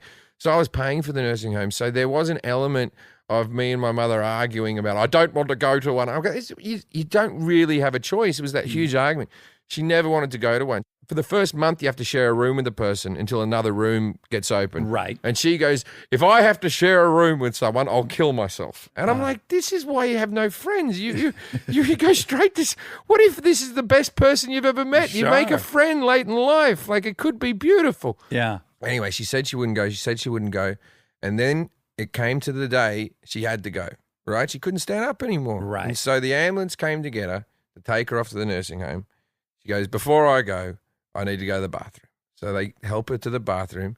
She gets on the toilet. The 2 ambos are there. She stands up and her fucking shin snaps in half. No. Just bang. Ooh. And the fucking blood pissing out of the leg, the bone sticking out. Oh. Who breaks their leg in front of ambulance drivers? Oh, man. That's crazy, right? Yeah. And so the ambos came and just shot her full of morphine. And then she's just laying there passed out. And they can't lift her up. She's just this dead weight. Right. Probably 280 pounds of dead weight. And is she in the bathroom as well? She's laying in the hallway. Okay. She fell out of the toilet better. door. It's just a single toilet. Yeah. Fell out of and so they call another ambulance up. They can't fucking lift her. And then they call in the fire department. So now we've got 2 ambulances, a fire department. There's 6 guys on the fire truck. Your poor dad. Yeah, my dad's, there's blood everywhere, and he's like, he's feeling helpless. Yeah, he's feeling helpless. Yeah. And then the house is a little cluttered. My mum was a little bit of a hoarder. Nothing like the TV show, but it was a bit cluttered in there. Mm-hmm. They have to drag her through the hallway. So they start just throwing furniture out in the fucking street. They're like, get this. To make way. They pull her out, they drag her along, get her into an ambulance, go up to the hospital. I get the phone call here in America, and they go, your mum's fallen over, she's broken her leg. The doctors don't think she'll get through the anesthesia. She'll probably die in surgery. And I'm like, all right, I'm just preparing myself for this. I'm like, okay. And the next day, this is a few months ago now, the next day they go, she came through with flying colours. They've put some pins in her leg. She's in great shape. And I was like, oh, well, good for her, right? Yeah. A little bit longer, they go, there's a small infection. They have to give her antibiotics. And so they go, all right. So the infection's cleared up. Hasn't moved now for a few weeks while the leg's healing up. Fluid on the lungs, pneumonia, right? And so they put her on a bed that rocked from side to side to keep her body moving. And they go, so we put her on more antibiotics that we don't think she'll live through the pneumonia. And so I'm preparing to fly back to Australia. And then I get the phone call. She's no pneumonia, legs all good, fucking brilliant. And so I literally did. I sat down, I had a couple of edibles, and we'd finished recording the show. And I said to my girlfriend, I said, I think I'm going to turn my phone off for a couple of days. And just as I went to turn my phone off, they go, the antibiotics had killed her kidneys. She had too much medication, and both the kidneys had failed. Here's my point, though. She never went into the nursing home. Oh, good for her. She won. That was the button. Won. In the end, she won.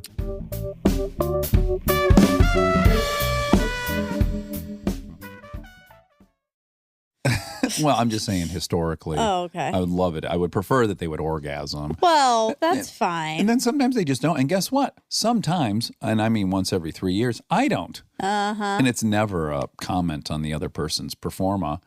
It'd be hard not to take it that way. Because we come so easy, us guys. Yeah. Yeah, but no one knows what's happening behind the scenes. Did you just pull it, in the turlet an hour before because you didn't anticipate this kind of, fun?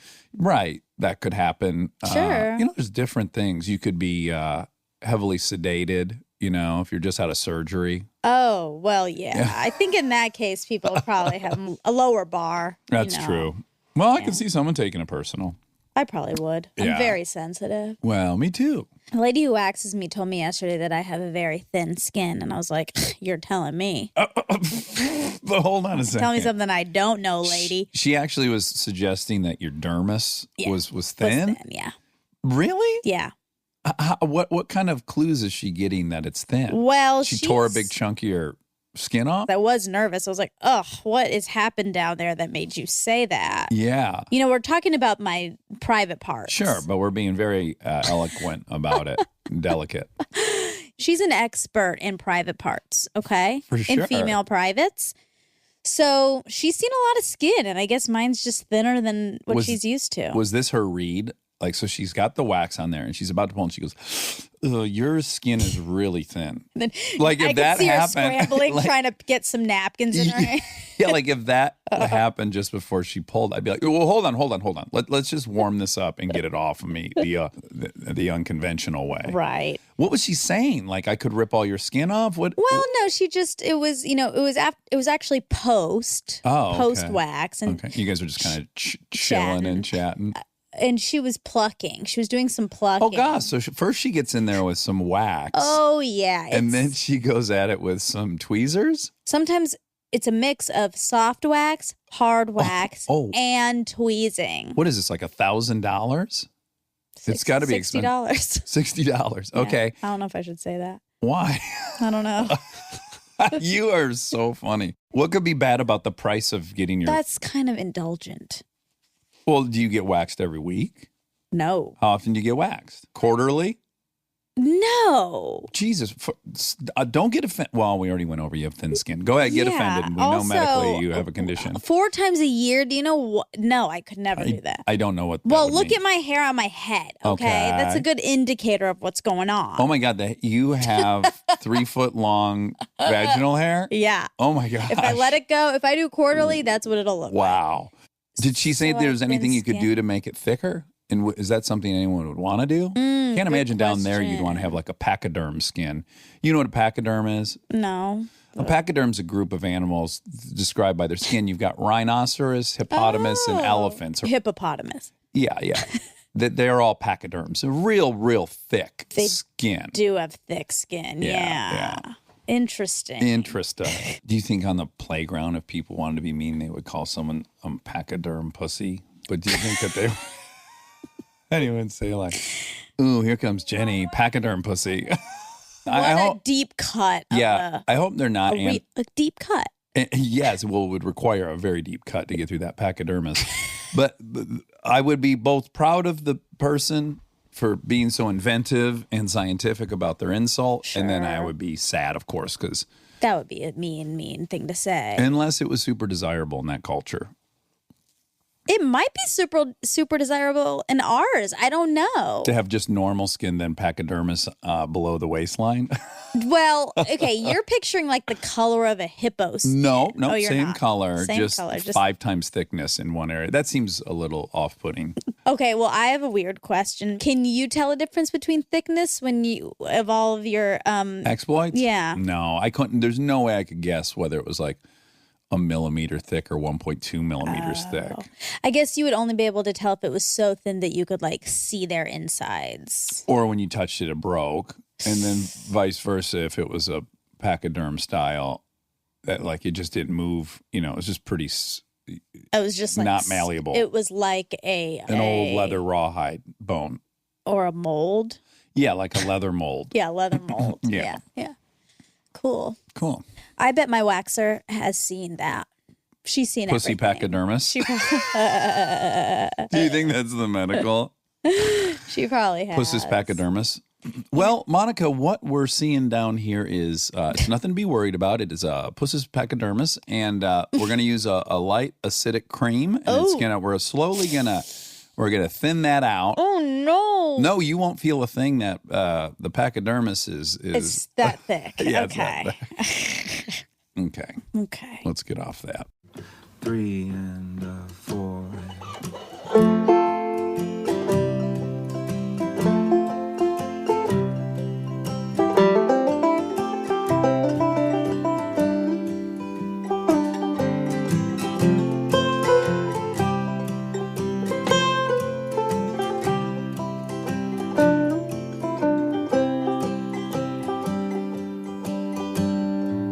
You slip through my hands like I did through my dad's, like a river that passes rocks that it's on. I'm bracing for loneliness, I know it's coming. Who'll I hold when you're gone? Who'll I hold when you're gone?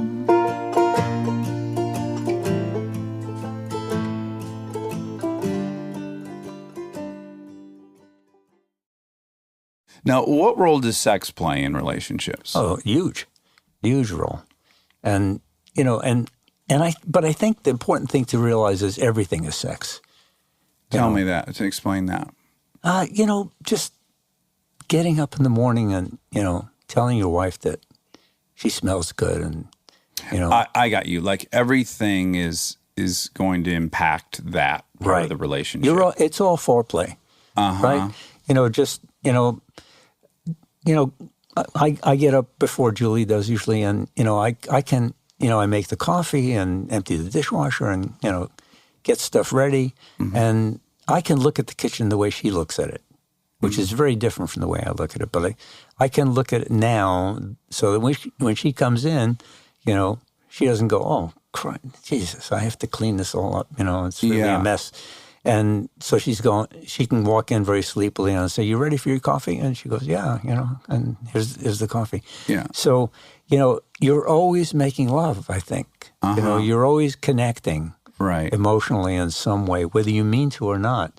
And so I think when you do those things, now, you know, you probably know this study that was done, the largest study ever done on sex in the world, 70,000 people in 24 countries. What they did was they had one question.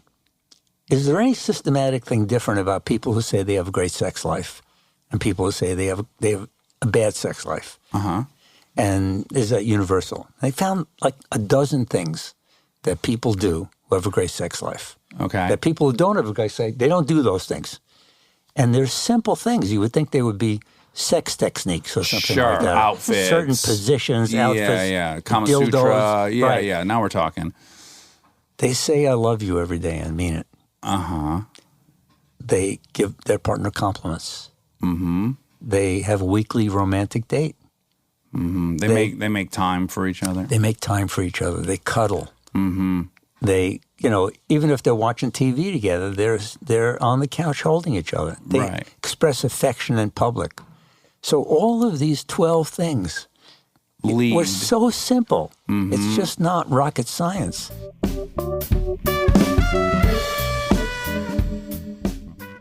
And for almost everybody, I mean, many of us think I would never lie under oath, but we also live in this country where we have these puritanical views about sex, and almost, you know, asking someone about their sex life under oath is almost always a perjury trap. You know, I mean, it's like Jerry Seinfeld made this great joke about during that time where he said, you know, everybody lies about sex. If people didn't lie about sex, no one would have sex. Totally. So, 100%. I think sometimes people don't remember. I didn't choose to step forward to talk about this. So I, in fact, got into trouble because I signed a false affidavit.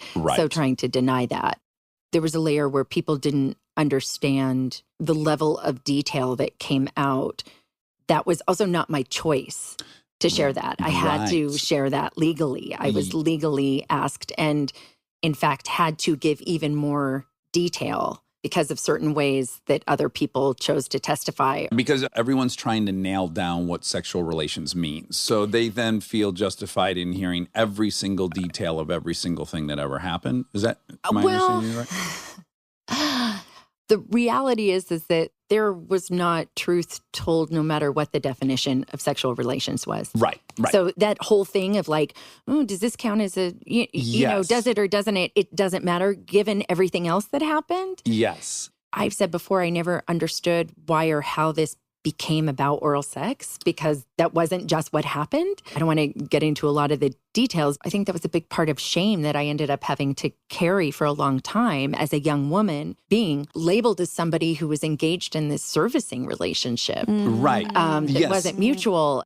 You were in a emotional relationship with someone for a while that is now being reduced to this. Right, is now being examined through a lens that, and nobody, I mean, like, you know, maybe when you're first start dating someone, you're like, oh, we've done it this many times. Or, you know, it's such a strange way to, not only as oneself to try to analyze something or unpack it, but even more bizarre to have other people talking about something which is normally so private. Oh my God, I just can't. Even as someone who is very vocally out loud about my sexuality and stuff, and I would say kind of hypersexual, I still don't want someone to account for everything, every move I made. Or to take it from you. That's your agency. Yeah. You know, I mean, and that's part of consent in a very different way, is sort of, you know, what we choose to share about ourselves and what we choose to keep private and with whom we share those aspects of ourselves.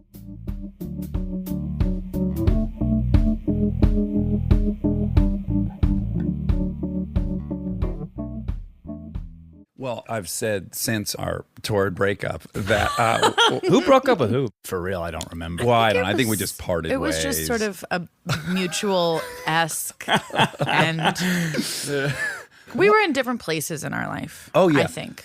For sure. First of all, very, very fun. Very memorable, wonderful, fun experience. Number two, when thinking about like, well, this may come up, what is my summation of it? And I guess I decided I'll really only take responsibility for my stuff. That's really all I decided I can do. Sure. Yeah. What else can you do? That's all anyone can do. Right. Yeah. So my things probably that were very hard for me was I felt very less than around you quite often. Oh, God. I think we all do.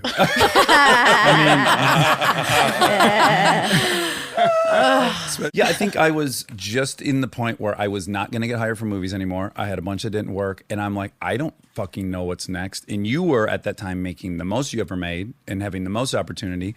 And I felt very much like, fuck, I don't know what I'm doing. I'm following this person around as they do things I wish I were doing. It was just a rough period for me anyways. And then I felt all kinds of inadequacy in that position. How much do I love Dax? I know. Well, the honesty. You know, you said something really interesting when we were dating, and you were right, which is like, and it's funny, I just brought this up with Danny because I did something that I recalled. Danny's her boyfriend, by the way. Danny's, yeah. And I did something and I went, oh my God, because Dax used to say it drove him nuts, is I'd always say, what? But I heard him. And he's like, I know you heard me. I know you heard me, but you're asking me to repeat myself again. And I'd be like, well, no, I actually don't know what you said. But then I was like, no, I do know what he just said. I don't know why and I did it the other day with Danny. And I went, And I was like, oh my God, Dax. And I looked at Danny and Danny just repeated, I go, honey, do I do that a lot? He's like, oh yeah, you do it all the time. And I was like, why don't you ever tell me that I do that? And he goes, because it doesn't bother me. There we go. And I thought, that's really interesting because, and then I told him the story how it used to drive Chris? You crazy. Oh, I went straight to when we were breaking up and you talked to Chris and you kind of gave him my complaints about the relationship. And Chris goes, it just sounds to me like he doesn't like your personality. Well, I felt like I did like your personality a lot. We did like each other's personality. Yeah. But you also said that you really wanted like a we in your life and that you felt that it was just about me. Well, I did. I felt like I hooked my caboose to like a speeding locomotive, which, by the way, You were right, circumstance called for. You had a child. I Yes. didn't. So that makes me infinitely more flexible. Now that I have children, I see the whole thing through a different lens. And yet you had money-making opportunities that you could not take. There was just a lot going on. It was like the apex of busyness. And It was timing. Yeah.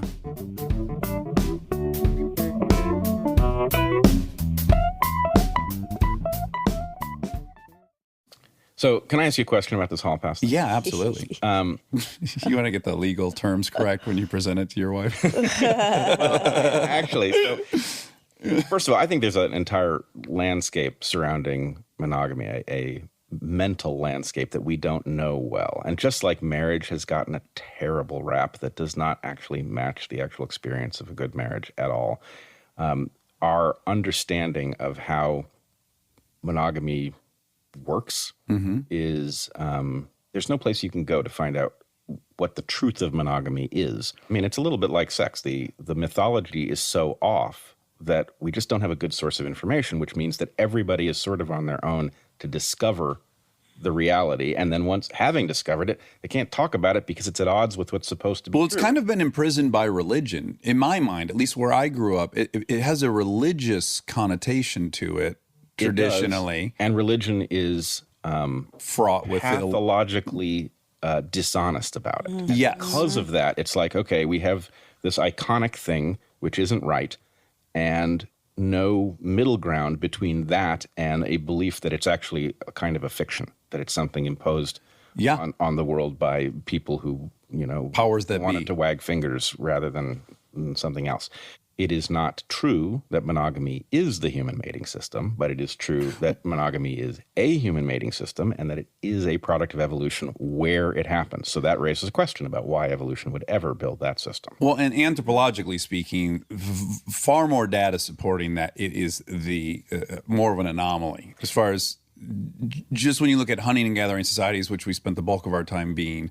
It's very rare in there. Well, this, again, is a great example of something we were talking about earlier, which is if you think that the evolutionary nature of a human being is all on the hardware side, then you're right. At the level of the hardware human, the vast majority of hunter-gatherer cultures, which is the vast majority of the time that human beings have existed, were not monogamous. Now, they weren't wildly polygynous either. Right. But they were not monogamous. On the other hand, if you look at the vast majority of people on Earth today, they belong to cultures that are at least nominally monogamous. Now, I have to say, there's no monogamous culture that's actually perfectly monogamous. And there's no creature that we have studied yet, as far as I'm aware. When we say a creature is monogamous, what we mean is it has a high degree of monogamy, not that there's perfectly monogamous creatures anywhere we look. But if we make those allowances, monogamy does exist. And it is not an accident, I would argue, that it is a feature of the cultures to which most of us belong. I would argue that the reason that modernity has favored monogamy has to do with the difference between the way evolution works in what we would call zero-sum circumstances, where a population isn't growing, and non-zero-sum circumstances, where a population is expanding. The basic fact of expansion actually favors cultures that mate monogamously. And the reason is a subtle one. We tend to think of polygynous cultures, what might be called polygamous cultures in humans, but polygynous cultures as maybe more sexual, but it's not the case. The thing about monogamy is that it provides mating opportunities for every able adult, both male and female, because everybody's pairing off and because the numbers of males and females that are born tend to be similar. A monogamous culture brings all adults into child rearing. And what that does is it allows a population to grow at the maximum rate. Now, if your population isn't growing, that parameter isn't favored. But if your population is expanding into a new territory, then how rapidly it can expand across that territory may dictate how much of that territory it ends up with. Anyway, we have a monogamous program. It isn't the default for humans, but it is encoded on this cultural side rather than on the hardware side. There are things that can happen that would cause another system to be advantageous. In other words, every expanding population runs into a limit at some point, at which point the mating system might change, which might be exactly what we are seeing right now.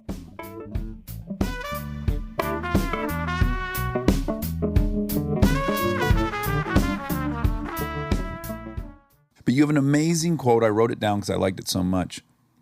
You said, affairs aren't always someone turning away from their partner towards someone else, but toward a different side of themselves, away from who they've become. I'll let you elaborate on that. I think it was really one of the great discoveries when I wrote The State of Affairs. You know, I spent 10 years exploring work. I mean, this is thousands of couples here and abroad. And the one word that people would tell me when I would talk with people who had been unfaithful, who had strayed, and they would say, I felt alive. They didn't talk about sex particularly. I felt alive. I felt like I had reconnected with, first of all, my will, because by definition, when you stray, you are acting selfishly. It's for you. It's for nobody else, you know. And I'm not justifying a thing, but I understood what they were trying to tell me. The power of the transgression, of having broken outside of their own rules. And then, of course, you ask, why? Why? Because many of these people had been faithful for decades. These are not chronic philanderers. Why would you risk losing everything? For what? What made you do this? And why now? And that's when they began to hear this line that kept coming back. It's not that I wanted to leave my partner. I'm actually quite happy in my relationship. You know, there's lots of infidelities that have to do with the discontents of a marriage. Sure. Period. But there's a whole other group of people that come in and say, I love my life. I love my partner. We have a great family. Ta-ta-ta-ta-ta. And then, you know, it's not that I wanted to leave the person that I am with. It's that I wanted to leave who I had become. I was looking for parts of me that I just had lost and didn't know where they had gone. It was years since I had felt this, that, whatever it was, the specific. I had been a mother for all these years, a father, a caregiver. I've taken care of my parents. I just felt like I was trapped or like I was lifeless. That's what I mean by the erotic as an antidote to deadness. Yes. That's it. That's the definition here. And this is what they were highlighting. Your mind goes immediately to, my partner wanted that person. They wanted that person more than they wanted me. But just knowing that in some cases, or maybe often, your partner wanted a part of them. You know, this thing is very important, because then you know what you need to do when you want to help people. Phase one, if this happens, is that I have to acknowledge that I hurt you. Yeah. Period. I have to be able to own that. You. Yes, it's about the remorse and the guilt for hurting the other person. You've got to acknowledge that. Phase two is you ask me, what was this about? And that's when I understood that the meaning of the affair is what's at stake and not the details and the sordid facts. Because then, of course, it will hurt me still, but it's very different. Because if you tell me that, I can sometimes say, I too have had that feeling. I just didn't do it. Right. I didn't give myself the permission, or it would never have crossed my mind to hurt you in this way. But the thought, the experience itself of longing, of yearning. Affairs are about betrayal and violation of trust, and they are also about longing and loss and yearning. And that's much better for people to understand about their partner than to just think, you wanted somebody else but me. You know, because the assumption is, of course, that people are just having a great time. No, often people are having a lot of complex, contradictory feelings. They feel guilty, they feel ashamed, and they feel like they're having a divine intervention all at the same time.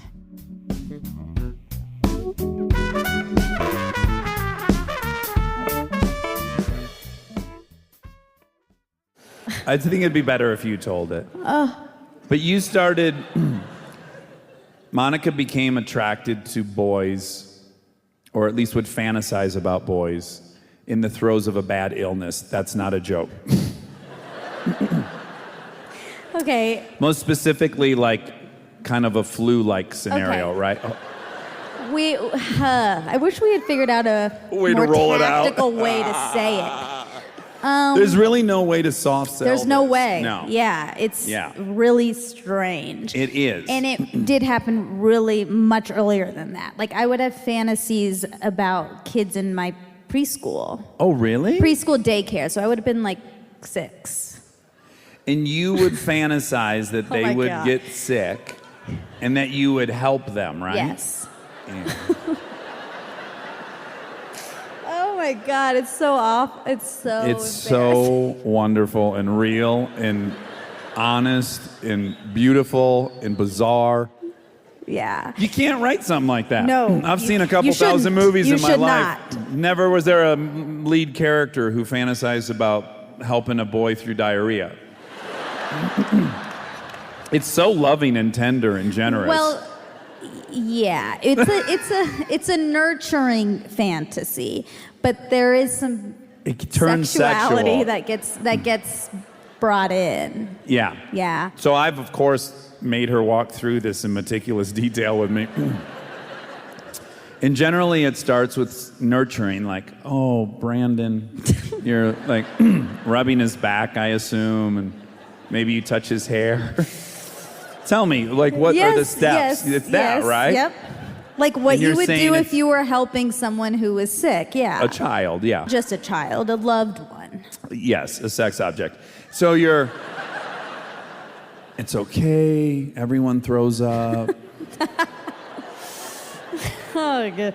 It's making me feel really uncomfortable talking about And then at a certain point, and then really quick, because I know this is another part of it, but I don't know if they are intertwined, is crying. Oh, that's a big one. Yeah. That's a big No. erotic. They're normally not crying while they're sick. I don't think I had. That's too much to That's a have lot. going on. That's yeah. a lot. Yeah. Yeah. It's one or the other. I did really love when I would see boys cry. Crying, yeah. Yeah.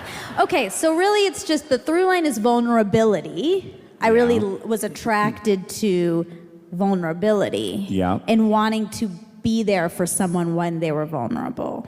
And I guess I did not have an outlet for that. And so it was getting like really displaced and misplaced.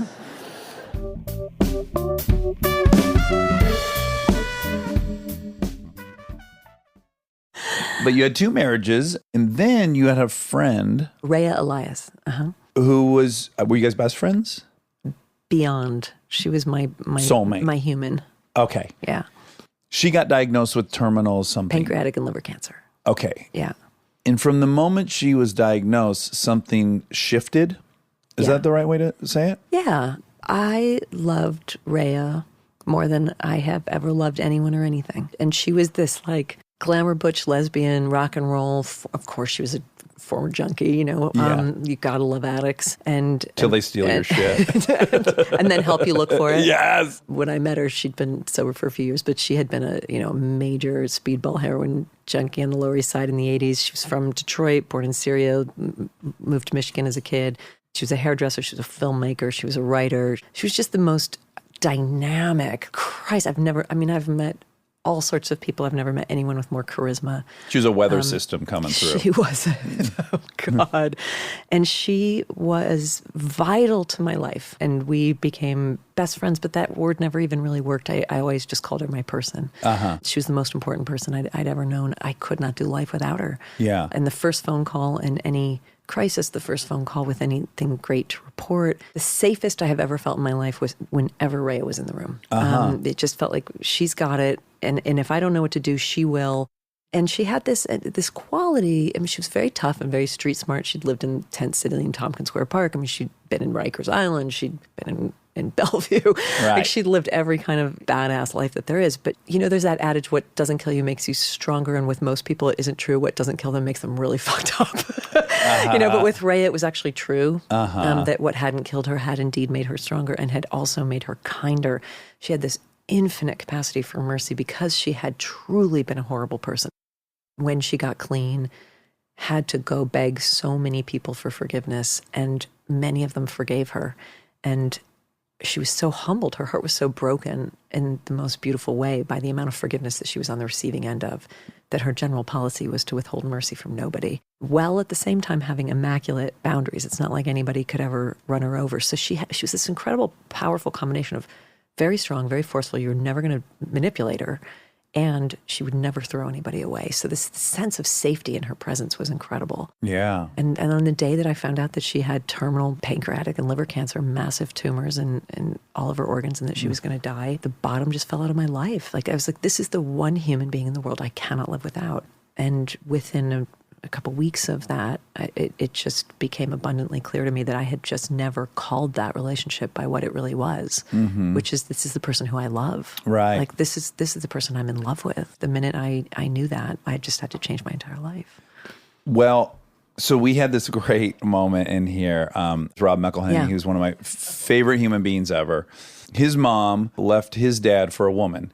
And he goes, well, let me just be really clear. My mom will tell you, she's not gay. Mary's gay as hell. Right. Her partner, but she just fell in love with Mary. She doesn't just like all women. She fell in love with Mary. Yeah, Rhea was gay and I was in love with Rhea. Yeah, and it's so unique and interesting. I'm proud of you for being open enough. It didn't cross my mind. That was never the issue. You know what I mean? Like, there was so many bigger fish to fry during that time than what people's sexual identity is. Right. You know, I was just desperately in love with her. But again, I'm saying it's aspirational that, like, I am in such a solidified compartment in my own head. I love many of my friends. I'm very touchy with my friends. Yeah. I don't know that I would be open to that I was in love with one of my male friends. You know? But you haven't been, probably.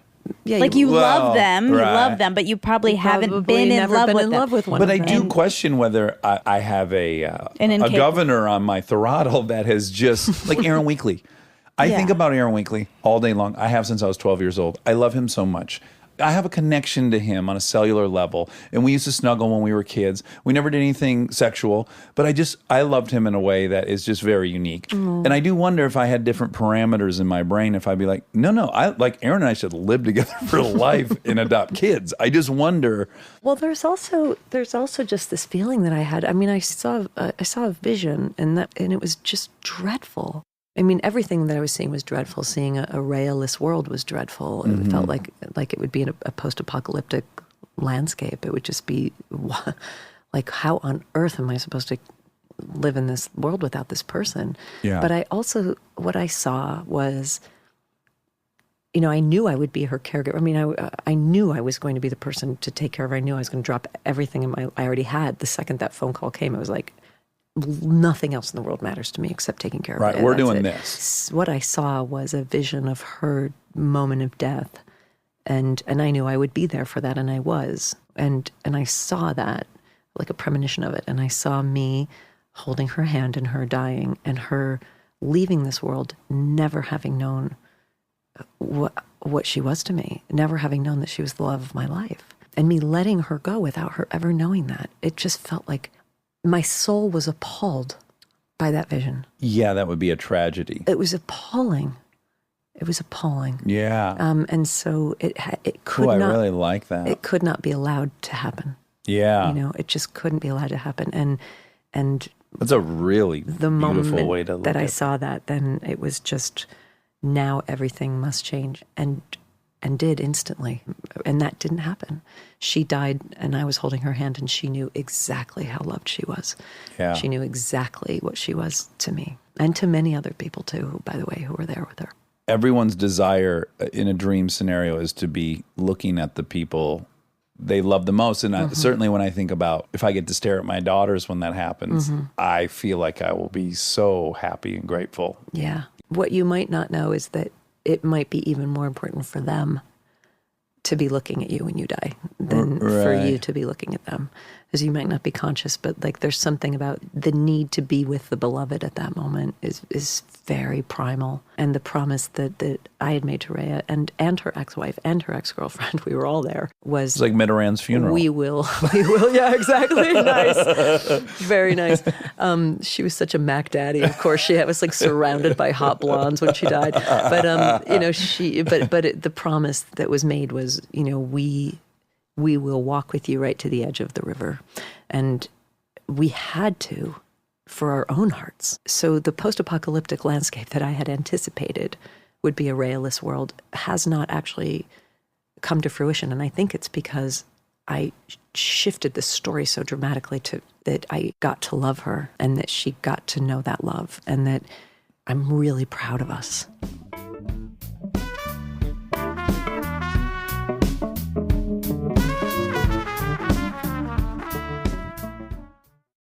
So you started looking at givers and takers, and then there's also a mix of those two, right? And you found that in workforces and in cultures of companies that you have these different groups of people that you've labeled givers or takers, and then there's a third one, which is matchers. The matchers. Yes. So tell us about givers and takers, because I'm really curious. As I was listening to you explain it, I got to say, I have no idea where I fall on it. Yeah. Really? Oh, yeah, good. I want to hear Monica first. Yeah. Okay, so explain what a giver is and what a taker is. Okay, so first of all, these are styles of interaction that we all mix and match throughout the course of our days and our lives. But when I think about your style, I think about what's your default. So when you're interacting with most of the people most of the time, are you asking, what can I do for you? Which is a giver's orientation. Are you trying to figure out, what can you do for me? Which is more of a taking mindset. Or are you saying, well, can we trade favors? And I'll do something for you if you do something for me. And that would be being a matcher. And I found that, yeah, of course, we all have moments of each.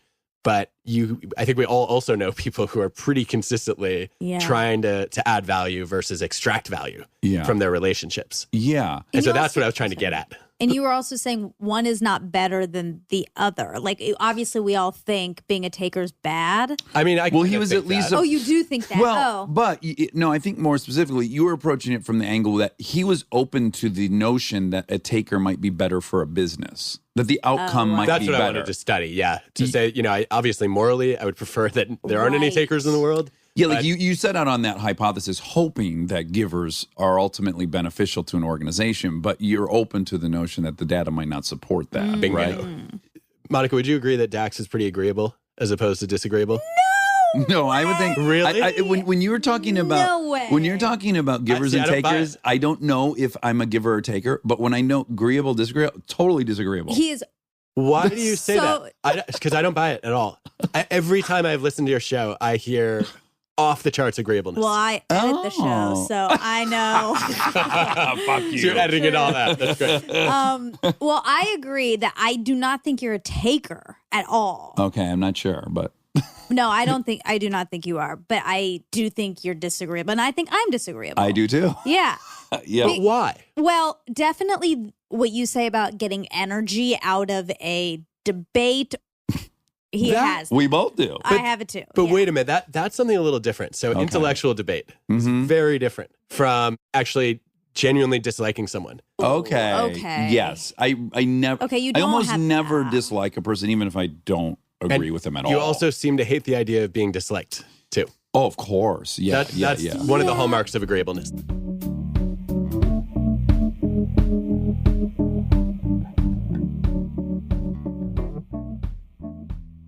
As we've gotten more anxious about what our identity is because we have all this freedom, we're now kind of expecting another human being to help us define that maybe more than ever before. That's right. That's exactly it. I call it relationships as religion. Yes. It's because religion used to give you these things before. And now it's your partner. They define you. Tell people what we're expecting from our partner now, because it's a great list. I would start with first, we expect what we always expected. So what we wanted was a companion and some economic support and someone to have a family with or children with and social status. Because you were definitely different if you were in a family or not in a family. Right. That's what we wanted. Now we still want all of that. And on top of it, I definitely need you to be my best friend. Right. And I need you to be my trusted confidant. And I need you to be my passionate lover. Yes. And I need you to be my intellectual equal. And I need you to be my co-parent. And I need you to be my soulmate. And I need you to help me become the best version of myself. That's a tall order. It's so true, though. For a party of two. Yes. Oh, yeah. Mind you, the other person's barely got their own shit together, and they're going to somehow add all this value to your life. That's But we still need all those things. Yeah, but I would But not argue that's from an one. inside job. My own personal take on Look, it is the that- way I say it is we ask one person to give us what once an entire village used Exactly. to provide. Get a community. Yeah. Your relationship is essential, but it is one relationship. in the middle of other very important, significant relationships. Yeah, well, you could aggregate those other things. But that's up to everyone to agree upon. It can't just be the one person to say, I'm going to outsource these things. Your partner has to get on board with that, because if you say, okay, I don't need this person to be my intellectual equal, so John is going to be my intellectual equal. So I'm going to spend some time with John because he's giving me this. That partner needs to be okay with that. There's so much jealousy. I am like. welcoming that. Help me out. Yeah. But I think, you have to be confident. Because you see, you just outlined the model. What does it mean I'm jealous about that? Or it means that the minute you need to anything elsewhere, it means I'm not enough. Exactly. It becomes a measure. That's your identity question. Yes. It becomes a measure of my sufficiency, of my adequacy. And so it becomes a crisis of identity. Because you want to see yourself as indispensable. And unique and irreplaceable and everything. It's That's the only way you'll feel safe. Or valued. Or valued. Or valued, worthy. The identity model of relationship, if it's one person for everything, the moment you're not everything, you have a crisis of identity. Right. That's the logic of this model. The model that has to change. It's not one person.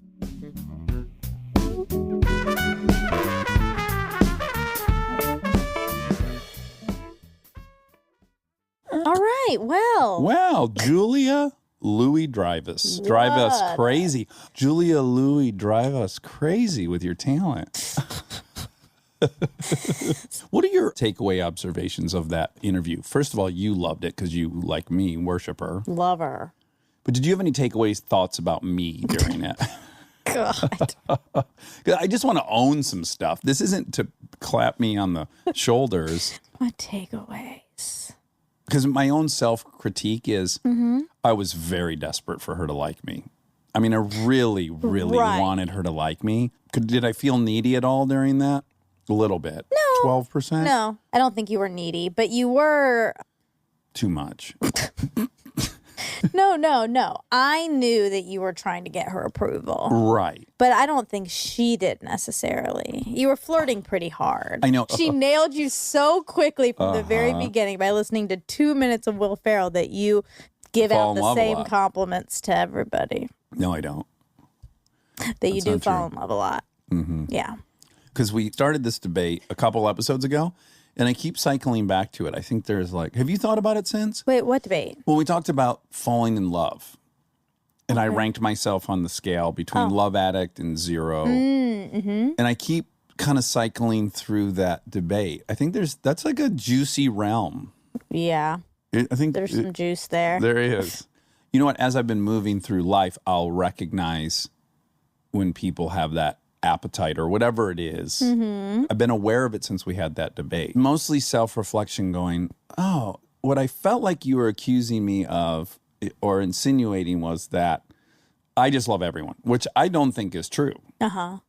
In fact... Well, you were saying that. You said you could fall in love with anybody. You said that out of your Yes. Not to say that I have, though. Sure. I guess what I thought maybe was the implication was that it wasn't sincere.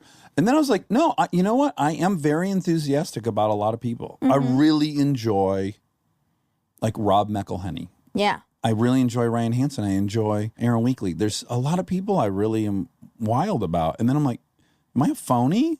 Mm. But I'm not. I have true feelings. Yeah. Overwhelming feelings. I don't think you're a phony, and I hope that's not how you took it. I guess it is. I'm sorry if you took it that way. No, it's my fault how I take things. You can tell me what you meant. No. Oh, here we go again with this old. But I think when you say things like, my favorite person on the planet, and then you've said that about 40 people. Uh-huh. It doesn't feel phony, but it feels like, that phrase to you just doesn't mean what it means to me. I say that about one person if I'm saying my favorite person on the planet. Well, just by the structure of the sentence, yes, it implies one person. But you and I agree on the notion that Mindy Kaling suggested, which is it's a tier. Best friend is a tier. That's Is a her tier. thing. Which I love that. And for me, favorite person in the world is a tier. Okay. I feel like I always say one of the things. I don't? No. Okay. All right. And it's fine. You're also doing it for effect. And so I get that. As someone who you might say that about You're at definitely some my point. favorite person in the world. Yes. So, it just feels less special. And it feels like, oh, that doesn't really mean anything to him. Well, but hold on. Can I make a defense for myself? Of course. I believe that a phony would be someone who's like, oh, Rob McElhenney's my favorite person in the world.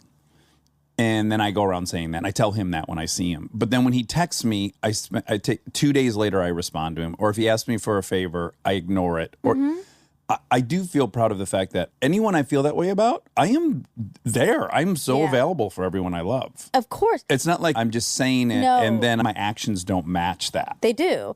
You're not a phony. No one is saying that. Okay. I know that all those people you're saying that about, you love intensely. Mm-hmm. It's literally just a syntax thing. Yeah. And it's just, who cares? It's just everyone's different. I don't use phrasing like, I'm very exclusive, limited edition about using superlatives. That kind of superlatives. Yes. Right. Yeah. You're stingy with your superlatives. I am very, very, very. But what's funny is like, I think you really like that about you, and as you should. And I like what about me? that you love so many people and that you feel that way about a lot of people. I think you like that about yourself, but you should. Can I just tell you one thing? For me, it's a singular reason to be alive. Yeah. Like the only thing that's giving me joy, now that I don't do drugs or drink, is interacting with the people I love. Well, I have that too. Right. And I get a ton of joy from the people around me, but I don't think every one of those people is my favorite person on the earth. I still love them and I love spending time with them. But do you think it's a part of our Americanism that there's like everything, we're obsessed with rank and the best? It's like, I think the thing to strive for would just be a universal kind of unbridled joy and love for one another. And yes, but again, it's not like I'm like, that person is not my favorite person on the planet, so I'm not going to hang out with them, or I'm not going to have fun with them, or I'm not going to love them. Like, it's a different thing. Anyway, what my point was, you like that about you, and that's great. And I like the thing about your me. exclusivity. I do. I like that people are reserved in different areas of sort of specialness. It's all good. It's all valid. It's just there's a difference in the way I view people.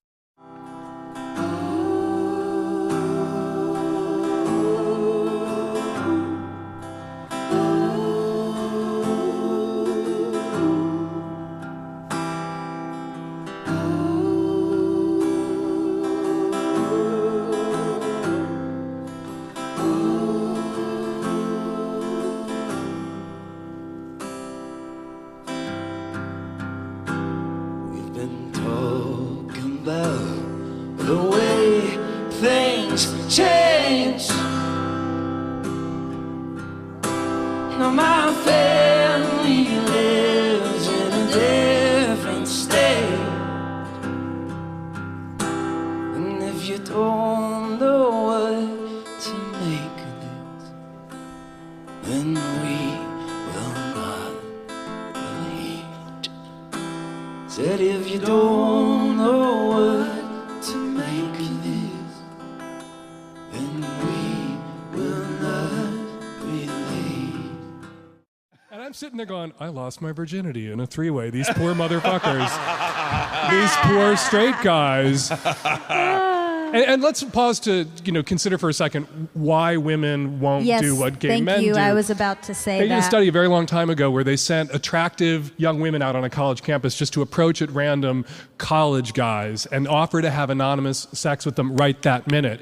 And 98% of the guys were like, okay. And then they sent attractive men out to ask women on the college campus at random, and they were all like, no. Yeah. And so what the researcher said was men are more promiscuous, women are more, family and monogamy oriented. And they did that study again in Germany just a few years ago and controlled for violence, slut shaming, rape. And they did it with computers, and they sat women and men down and they showed them pictures and they told them, these are attractive strangers. They're down the hall. They would like to have sex with you right now. No one will ever know. You will not be harmed. There will be no violence. And women were as likely to say yes as men. Exactly. Yeah. So all those straight guys out there, and I've encountered so many in my life who are jealous that it's easier for gay guys to get laid. Yeah. It is. And if you want it to be easier for you to get laid, make the world safer for women. Yeah. Hell yeah. Yep. Because and that was one little ass to complicate Yeah. this. Slut shaming is a phenomena that women are at I least was just about 50% to responsible for driving. I was just about to say that. It's on everybody to change It this, is. not just men. Not just men. Women slut shame, I would say almost more than men in a lot of ways. So it's on everybody. We all got to work on it.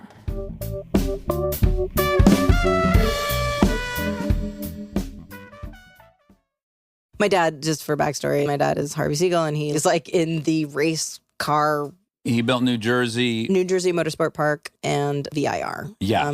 Really importantly, VIR, because he really like developed that from the ground up. It was in a shambles, track, right? Yeah, built in the 70s and famous in the 70s, and then it kind of like was left to nothing and derelict. And then my dad came in with love, and so it's like that's his real like soulful It was project. the Stuckey's of racetracks. Do you remember that chain, Stuckey's? It was all along the eastern seaboard, on I-75. I sort of know what is that? Well, it was mostly like a truck stop type of restaurant, like a Cracker Barrel, I like guess. a come and go? Predate, like a come and go, a squirt and jerk, slap and suck, but whatever. Come and go is an actual. Oh, I know. Oh, okay. I saw it for the first time like a month ago in Alabama. Where were we? We were in Bentonville, Arkansas. Yes. And it's not only is it come and Why go. is it C-U-M?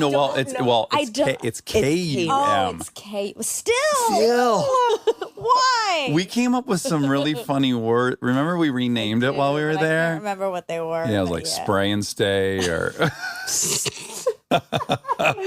come and go, or spray and stays up the street if you want to spend a little more time there. Oh, yeah, but come and go is just like straight up unacceptable. Yeah. It's unacceptable. And it's primarily in the Bible Belt too, ironically. I know. They added the K because it's the South. Well, that's They another conversation Monica and I have had. Yeah, they put a K in front of everything. Yeah, they like K's Anytime- over there. Anytime a C could be replaced by a K, you bet it's going to be. I know. It's like taking uneasy. the S and replacing it with the Z, you know. But with the historic Ku Klux Klan connotation mixed in. Understood, but I blew right over that. Yeah. Every place is like 1K shy of it. Krispy Kreme is KK. Yeah. They're almost there. Anyways, I love Krispy I've Kreme. never even Put that together. Yeah. Oh, when you go down south, man, it is all It's K. all over the place. Yeah. Anywho, we love the South. Oh, yeah.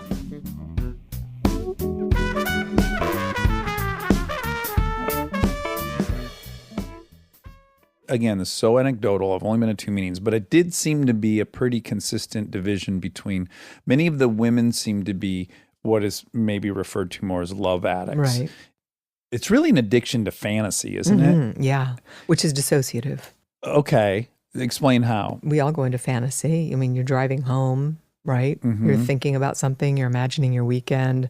You get home, you don't know how you got there. Oh, right. Or we all are mildly dissociating all the time. Yes. But fantasy is more of moderate to severe depending on the person, where you're living in a bubble, which is even language they use in SAA, where you're not really present or in reality. So you see somebody and all of a sudden you're like, oh my God, I wonder what it would be like to marry that person, and wonder what he's thinking and where he's going, and should I drive by his house, and I'm going to arrange to meet him. And it can get really stalkery also, because it's a one-person system. I'm having this experience in my own head and I've never even talked to that person, or I have and they've been kind of lukewarm, but I didn't notice it. In that state, are people assigning emotional states to it? So, when I'm with him and we live in this house and I prepare dinner, I'm going to feel this way. And you can actually even feel that way while in the fantasy, right? That's right, because imagination is very powerful in how we create our reality. So, yeah. Yeah, Esther said that. Proust said, love is a product of the imagination, not the other person. Something like that. It was really good. Which is really, that's love addiction, at its height. I would not have the goal of convincing everyone listening that they're a sex addict, but I think it would be helpful to, because we all kind of have some barometer of what substance abuse looks like. I think sex addiction is far more closeted than It say, is. alcohol It addiction. is, yeah. It's easier to hide, I suppose. It is, yeah. And you probably don't know. You're not aware that you're doing it, that you're using all these mechanisms to control your emotions. A lot of times they're not aware until they keep hitting a wall, like they can't get into a relationship or sustain one. That's the main thing. And the thing that they're doing is no longer fun or pleasurable, or doesn't give them the same high. It starts to feel depressing. There's despair. They can't stop doing it because they don't know what else to do. And that's because of the adaptive nature of it. You just keep doing the same thing over and over and over again. Yes. And you can't not do it because you don't know what else to do unless somebody intervenes on it. And that's the power of fellowship and a power of a program.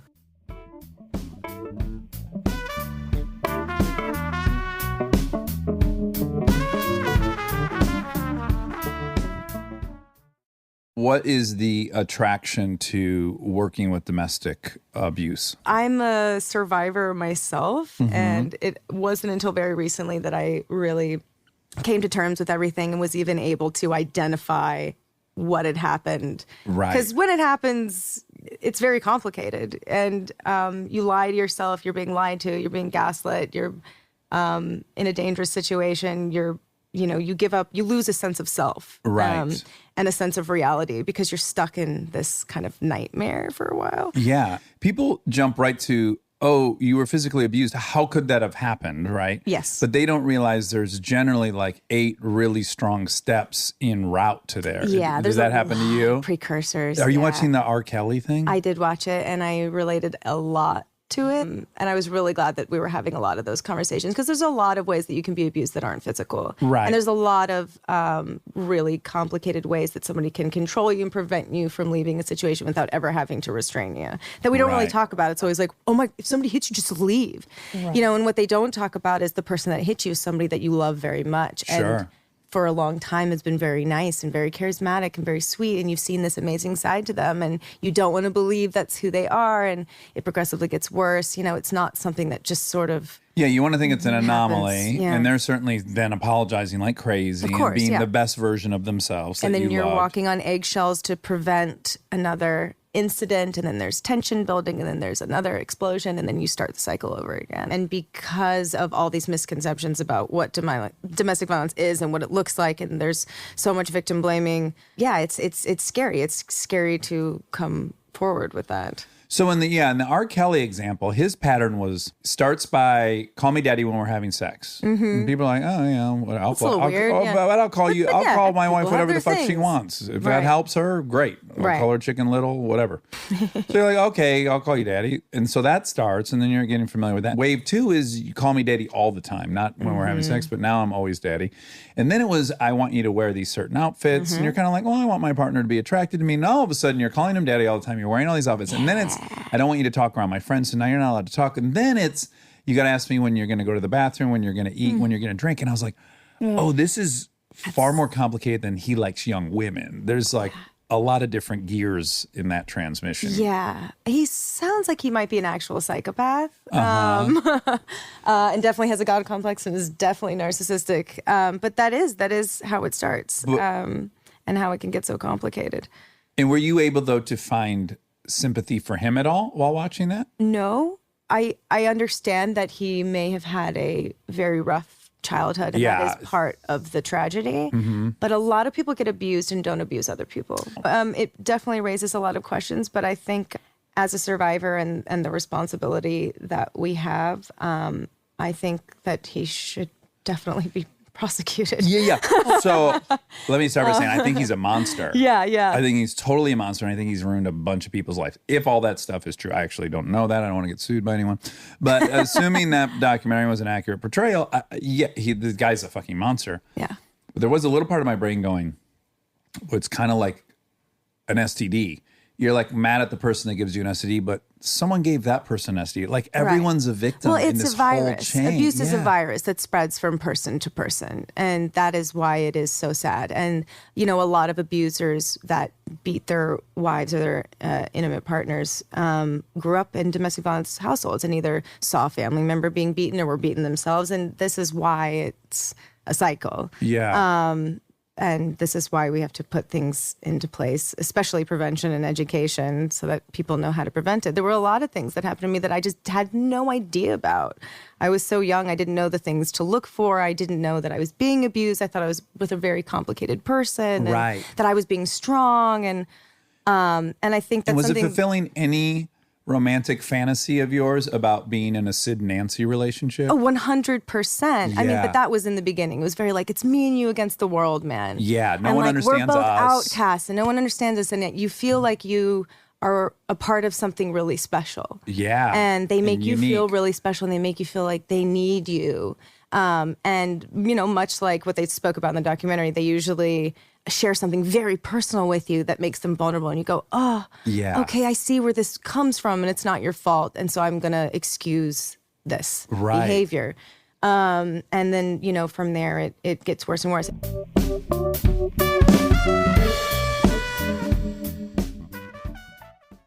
You know, last night when I was falling asleep, I thought of something that I did, a dynamic that I created with a man that if it was the other way around would have been very clearly not okay. Right. I'm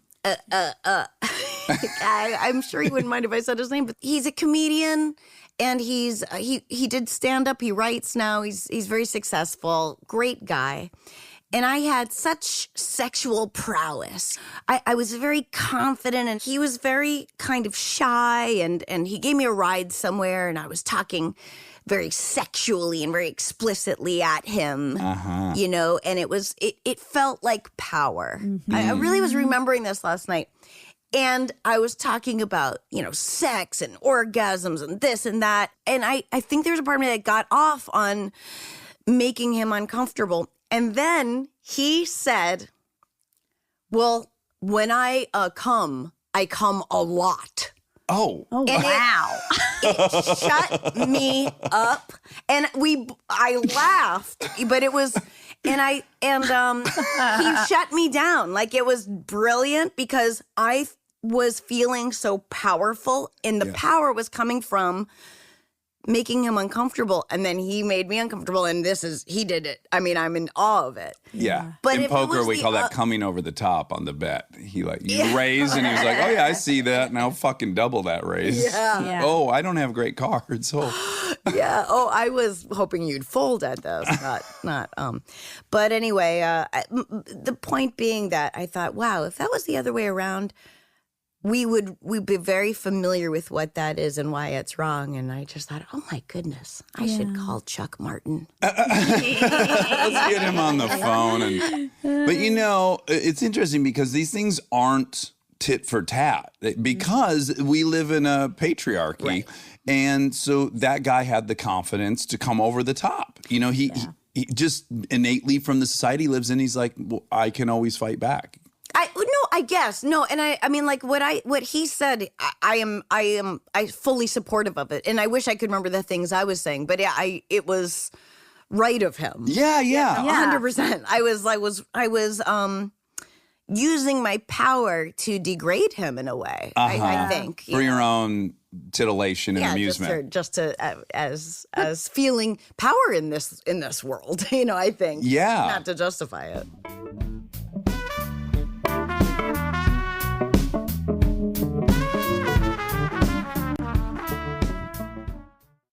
If I should say her name, but I had this friend in middle school and her last name was Knutson. Okay. And my mom was like the dairy product with the KNUD, like the cottage cheese, Knutson cottage cheese, Knutson. I don't know about that. Oh, okay. But it was Knutson and my mom was like, no, it's that K is silent. Right. And I was like, no, she knows her name. How arrogant of you to think you know.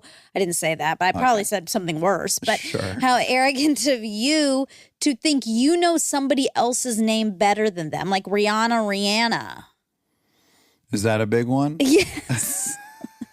She pronounces it Rihanna, and that is... Oh, the sex giraffe? Yes. She pronounces her name Rihanna? Yes, because it's I'll Rihanna. call her any goddamn name she wants me to. know. Let me climb up that giraffe highness. Highness? Why not? Hindquarters. Hiney? What are you even trying to say? I think don't know. hindquarters. Haunches. I was mixed between Okay. haunches and hindquarters. Well, you need to ask her first if you have permission to do that. But yeah, Well, I would never mount someone's hindquarters without, some consent. consent, be that physical or verbal or whatever. Right. We do talk on here, like people ask who our hall pass is. Kristen's are well documented. Uh-huh. And I never really have an answer. Okay, so she's. I'm your- putting her on the list. All right. The sex giraffe. Well, I don't think. That's fine. I don't think it is. A giraffe is a majestic. She's got long torso and neck. I know. I just Yeah. you shouldn't be calling women, naming them after animals. It feels so complimentary. Anyone that knows Rihanna, Okay. ask her if she finds it complimentary to be called a sex giraffe. What if we found out that, let's say that Zach Braff, you found out, referred to you as the sex chinchilla? I hate that. You hate I it? hated what you Oh. just said. Yeah. No. Sex chinchilla? Ew. What? Wouldn't you want him to just be saying Why sex am I a anything? No. See, that's the difference. Here's the breakdown. Teach me. You're seeing her as simply a sexual object, a sexual animal, actually, not a sex giraffe. not a person. She's a person, not Of a course she sexual is. She's animal. a super talented person. Can we not? And no, We it can't doesn't just wanna feel fuck comfortable, by the people? way. It doesn't feel comfortable always to think all these men are seeing you purely as a sexual being. Well, we're just talking about my hall pass right now, so it's really No, but you said implicitly Zach- about sex. You said wouldn't you want sex in front of any name? Right. No. Well, not sex rat. Is there an animal though that you would like to be called sex blank? No, I just mean it's not all that comfortable for a woman to feel like every single man on earth wants to have sex with her because that's dangerous. There's some danger there. So now we're getting to a genuine conversation. Now, do you not want people that you like to think of you as sexy and sexual?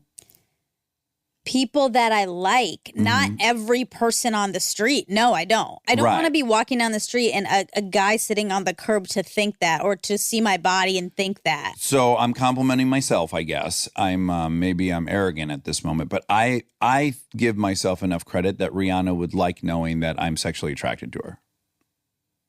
Okay. Do you think she would or wouldn't?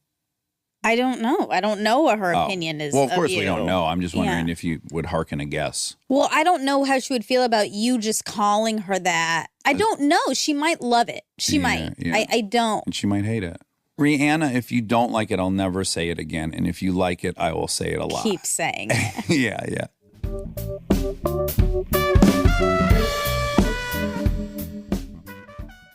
Does all this support this kind of notion that there is a approach for kids? There seems to be a little bit of a desire for people to create the perfect kind of person, kid. Yeah. And what I argue sometimes is that no. And this is, again, frame it another way, too, is I often get frustrated with Republicans and Democrats that they actually think that if the whole country was either Democratic or Republican, that would be a perfect country. And I argue, no, we totally need each other to reach some rational middle ground. So doesn't the world need Steve Jobs and Mother Teresa? Isn't that what this world requires for us to function? Don't we need some asshole, selfish motherfucker? No, We don't. We don't. Okay, tell me why. So, Steve Jobs, if he were less of an asshole, would he have been kicked out of his own company in the mid-1980s? How much more could Apple have done between 85 and 97? Maybe Steve Jobs needed to go off and take a different perspective and refresh his thinking. Maybe he needed to evolve and become a little bit more mature and a little bit less nasty. Actually, I talked to Walter Isaacson about this. So he interviewed, 200 people who worked closely with Jobs, knew him well. The guy who wrote the book. Yeah. And he said the most consistent theme was people said Steve Jobs could have been kinder. That it would have cost him nothing to show a little bit more respect to other people.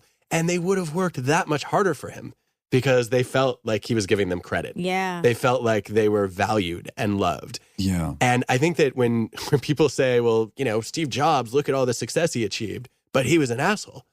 I would say, yeah, he achieved a lot of that success, not because he was an asshole, but in spite of his assholery. In systems dynamics, there's a term equifinality, which is clunky, but it means many routes to the same end. Okay. And in any complex system, by definition, it's equifinal. Right? You're in a maze as opposed to a tunnel. Okay. And so if you think about that, okay, well, one way to be, to have extremely high standards is to be a tyrant. Yeah. But that's not the only way. Yeah. And I think we all have lots of degrees of freedom to say, okay, what are the different ways that I could achieve this goal? And I would love to see more people say, all right, you shouldn't idolize Steve Jobs. You should idolize a specific value or a specific skill or behavior that he had. And I think his, if he had a superpower, it was clearly obsessed. I mean, he was obsessed with perfection. He had probably the highest standards of anybody in his industry. And so great, let's take that. And now let's figure out all the different ways that we can make those standards a reality in our own lives.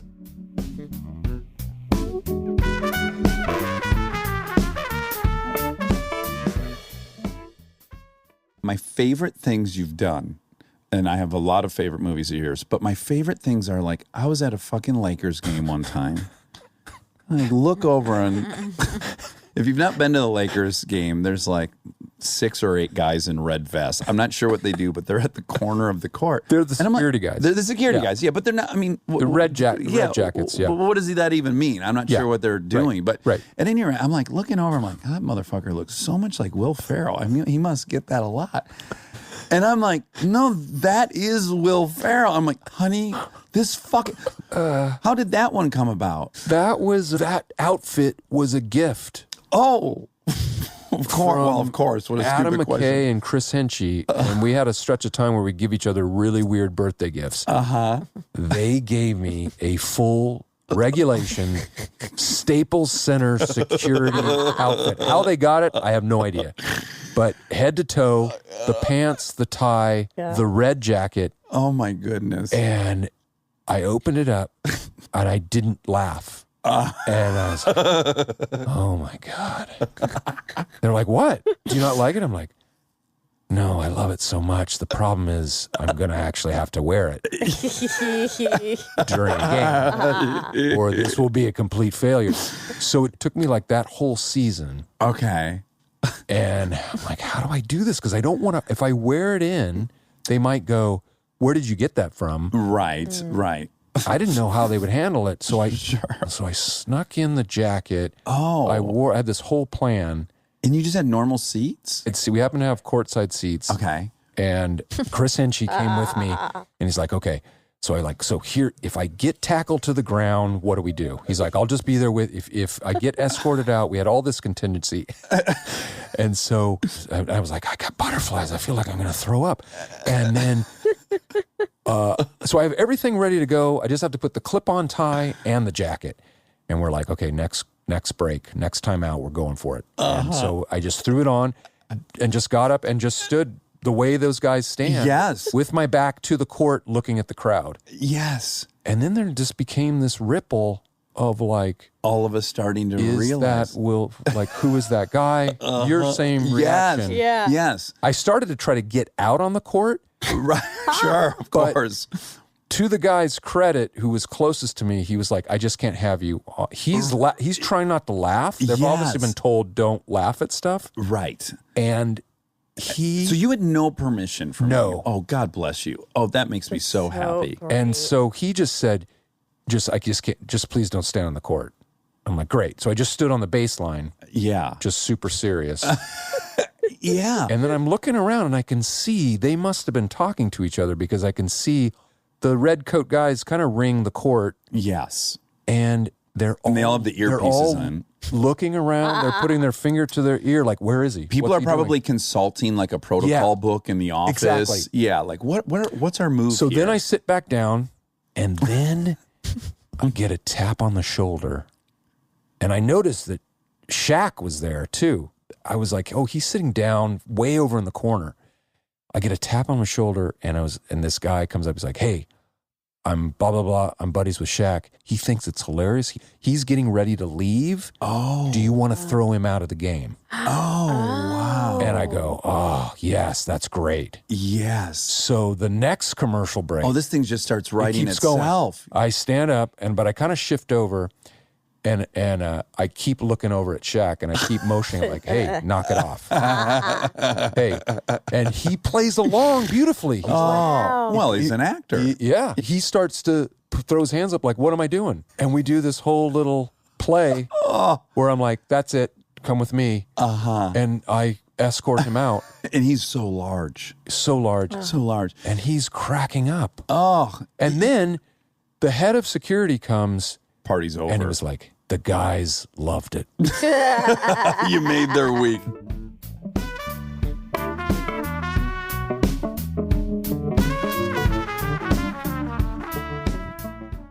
That just came up so naturally. Yeah, we have a story to tell. Oh, boy. So you embarrassing. Have a story to tell. We interviewed someone yesterday, and I'll add that it was a pretty female. Yes. I feel like that compounds it for me. Sure. And I had eaten these new bars. You know, I'm generally mostly paleo, and so they fit into that that zone. Yeah. So I'd pounded like 2 or 3 of those bars in the morning, and then throughout the whole interview, I found that I was getting very gaseous. And I was really holding them. Obviously, we're in a small space, and that was its own discomfort, blah, blah, blah. Poor me. We go outside to take the photograph, as we do at the end of the interview. And it was a great interview, and it was really fun, and we got along with her really well. Loved her. And then we're taking the pictures, and Wobby Wob changed his focal length at one point, or his aperture or something. And I was about to comment on that. And right as I was about to speak, I did a real loud fart. I mean, it came out of nowhere. I had no warning. It was as big of a surprise to me as it was to Wobby Wob and this poor woman. It was longer than that. Was it? It was long. Rob, Can you do you're more objective than me. You do what you think it is. Oh, wow. Hold on. Hold on. No. I am going to push back a little bit because maybe that length was correct, but that yours sounded wet. Such a good fart sound. It was. Wow. But his sounded wet. And mine was in no way did anyone think I needed to go like check myself or wipe or change my MeUndies. Wow. It was a lot drier than that, but I concede that it might have been that length and that volume. It was so loud.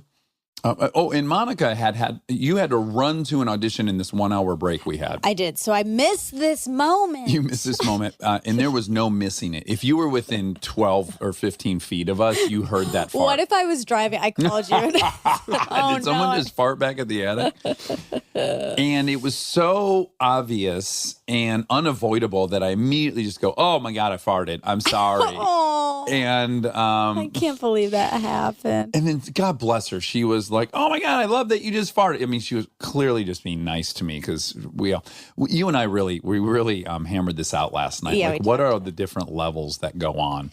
Yes. And you were like, well, that's fine if she said she thought it was funny. And then we were playing this game like hypothetical. What if we had Scarlett Johansson on? Okay. And she tooted during the pictures. Right. I said you'd like that. And you're right. Like at first I was like, no, but then I really put myself in that situation. And yeah, what I decided was I would either be neutral of it or even maybe think it was cute. Yeah. But I would also be overcome with the codependent, of course, secondhand embarrassment that I know she's feeling, and I would take that on. I agree. So however cool this gal was yesterday, she had to have been like, oh my God, he's so embarrassed now. I've got to comfort. This is like the race thing where you have to comfort people who are apologizing for being racist. But that's different. You farted. You couldn't help it. And I did not choose. You did not. No. So I was a passenger in this fart. It's a mixture of feeling like, oh no, he's embarrassed, but also probably the mirror neurons of like, if that. That's what it is. It's the mirror neurons. Even if you think it's cute, you go right to how you would feel and you'd feel terrible. Yeah.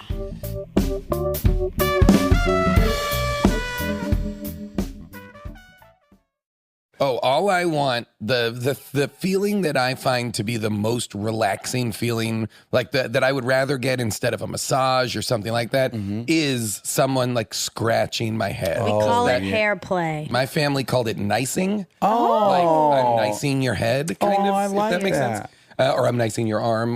But that to me is absolutely like Pavlovian kind of like, like power down. Euphoria and calmness. Totally.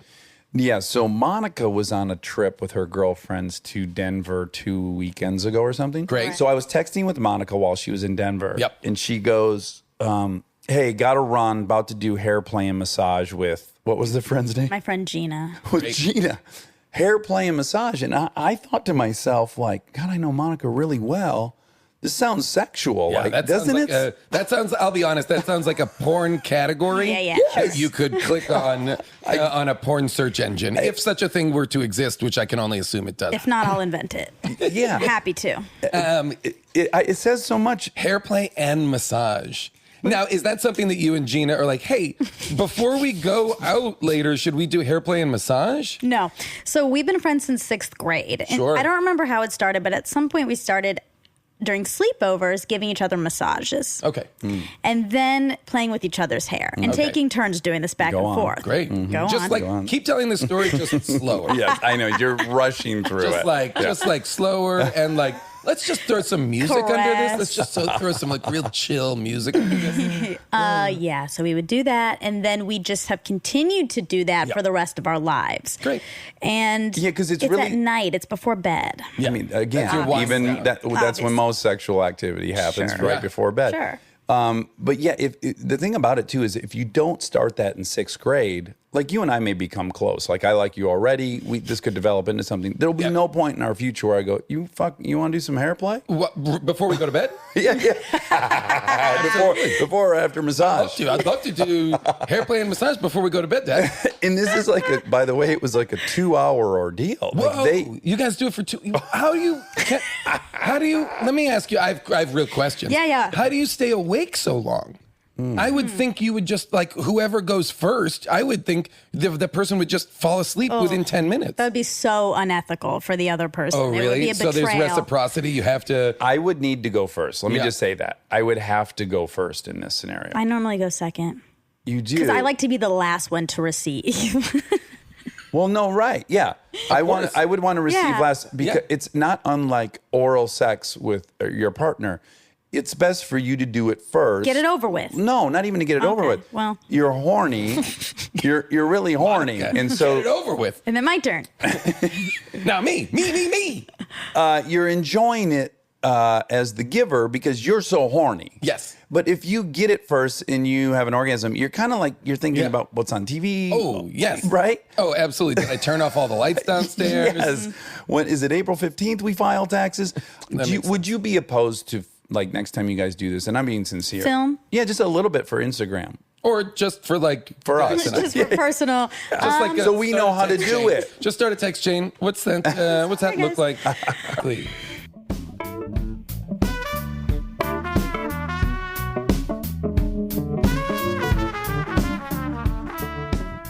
It's real true. I do some impressions, but I'm not. Let's get right into one. So, I mean, we could take the long walk there, but let's just say that you're friends with Rob Schneider, or at least your acquaintances with him. Well, I know who he is. Okay, you've seen him in a movie. Okay, Yeah. great. All right, Rob Schneider. Yeah. Did a movie with Sylvester Stallone called Judge Dredd. Yeah. That's right. Yeah. And in the movie, Rob told this story to me, and Schneider tells the story. He goes, like, day one, Stallone comes up to him and goes, "Yo, Rob, I got a great idea." Like, look, at the end, right? Look, I'm gonna look at you, I'm gonna say, "Who am I?" And you're gonna look at me, and you're gonna say, "You are the law." Rob's like, "What?" He's like, no, it's a good line, Rob, listen, I'm gonna say, "Who are you?" All right, you're gonna look at me, you're gonna say, "You are the law." It's a good line. So Rob immediately goes to the director and goes, "Hey, dude, Sly's coming at me day one saying I have to say this shitty line, like, "You are the law." I'm like, "What the fuck?" And he's like, Rob, today's day one. We're not filming that for like months. Sly will absolutely forget it. So don't worry about it. It's over. 3 months, 4 months later down the road, he's got him pinned up. He goes, "Who am I?" He's like, "What?" Say the line, Rob. I don't say the line, Rob. You know the line. I'm the law. Say the fucking line, Rob. Sly, I don't know if I want to say the fucking line. You're the law. There it is. It's a good line. It's a good line, Rob. It's a good line. This life I'm living is one and done. So I look to the road that goes over the mountain. I look to the valley beyond that river. I look in my heart and I hope and pray for something to lead me the righteous way. 'Cause you don't know the things I'm going through. You don't know the things I don't wanna do. You don't know the lies I tell myself. You don't know, you don't know, you don't know. You don't know the things I'm dreaming of. You don't know the things I'm rising above. You don't know the life I've come to love. You don't know, you don't know, you don't know. You don't know, you don't know, you don't know. You don't know, you don't know, you don't know. Here's an insane idea. Use the side of your body that doesn't have a microphone in front of it. So, here's where we're going to get to kind of a tragic part of the story. In a Disney story, this is where the parents would go on a sailing trip and they would not return. Yeah. Her parents returned. My parents are great. They're great. Hold on, I might have oversold that. Okay. Yeah. So you liked a boy a lot. There was a boy you had a crush on. Yeah, in 6th grade. And what was his name? He might live here. Okay, let's give him a pseudonym. Fabio? Sure. Okay. Should I say his name? Chris Pine. His name? Yeah. And I don't think anything came of him, so. You're getting the last laugh, and you were pretty sure he liked you, right? Yes. So Chris Pine was very good friends with 2 of my very good friends. And so there was a lot of mutual hanging out. And these other friends were going out, going steady. We were at the pool one day. It's kind of already structured as a double date in a sense, right? Because one's a couple and you guys are circling each other like 2 gamecocks. Yeah, in heat. And my friend pulled Chris Pine aside and said, "Hey, why don't you ask Monica to be your girlfriend?" And he was like, "Well, I would, but her parents work at Dairy Queen." Which, I don't know if this makes sense to anyone here. It did make sense to me when I heard it, because in Michigan, teenagers ran Dairy Queen. Right. I mean, I'm talking 11-year-olds. I was just back home with my daughter, and a fucking prepubescent 5th grader was running Dairy Queen. So when you heard that, you thought I was saying, like, her parents are children? Right. What? Yes. They're immature? They have braces and they can barely count the money, and yet they're running the establishment? No. But in Georgia, there was a stereotype that only Indians own Dairy Queens. Well, we had one Dairy Queen and an Indian family ran it. Well, it'd be safe to assume that all the other Dairy Queens were run that way. I mean, you can't blame anyone for that. You see one Dairy Queen run by Indians, you're like, oh, I guess they're running all the Dairy Queens. I guess that is 6th grade logic, yeah. Anyway, so he was saying that he couldn't ask me to be his girlfriend because my parents were Indian. And in fact, Ashok was a civil engineer and Mom was a computer programmer. Yes, they did not work at Dairy Queen. There's no way this motherfucker ended up dating someone with 2 parents doing something better than that. Let me just tell you right now. There's no way. Yeah, probably this guy shit the bed.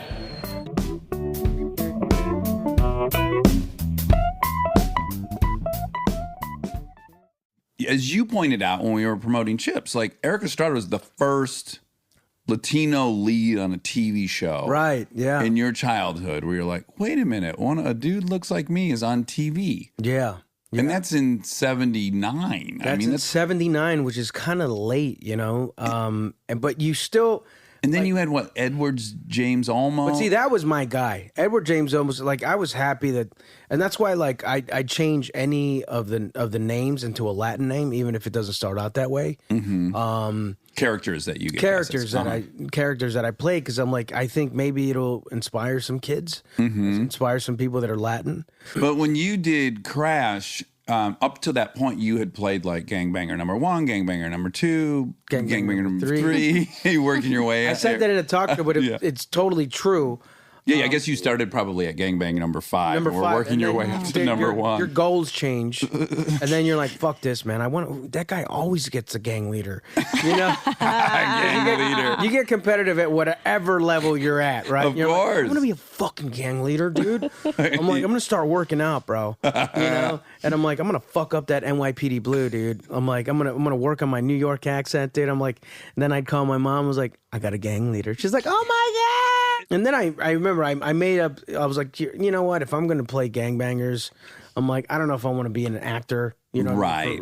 So I started playing music, and then also there was a couple of things. I'm like, and then if I'm gonna play a gangbanger, I'm gonna apply all this. All the my teachings or studying that I was doing for like Sanford Meisner and all this acting technique, and I'm gonna play him like a real person. Right. And the first time that I did that was Crash. Right. Well, I think Crash was kind of a real revelation for a lot of people. I think that, and it's a testament to both you and probably Paul Haggis, that it was, you took this really generic trope of the LA gangbang with the shaved head. Right. And then you saw, oh, this guy has a kid, and oh, this guy loves his kid like you. Like, it was really, I thought it was really powerful. And I think up to that point, maybe I missed some movies along the way, but it seemed like Latino characters were largely filling the same role that black folks always had in the 60s and 70s. Like, oh, they're going to be the drug addict and the criminal and all these things. And that performance, even though starting with that premise of you being a gangbanger and stuff, like transcended that in a way that I think shifted the whole thing. I think there's a lot of different roles being written now, and I think that's one of the first big starting points for all that. It did change. I mean, it changed my career. And I think that right now the generation that we're living in is awesome. And you know what? Do you remember the breakdowns? Oh, yeah. Dude, I couldn't even believe it. I still have some of them where... So just really quick, when they make a movie or a TV show, they send out a breakdown to all the casting directors, and they're listing the characters and what they're looking for. Yeah, and a brief description of what they are. Yeah. So that you're like, oh, I could play this guy. Basically, like the first, I'd say 8 would be Caucasian only. Mm-hmm. And it'd be Caucasian. You're like, and then oddly enough, like number 9 would be like African American name, but it had to be a name, right? And then it wouldn't be until like 15 that it would say open to other ethnicities.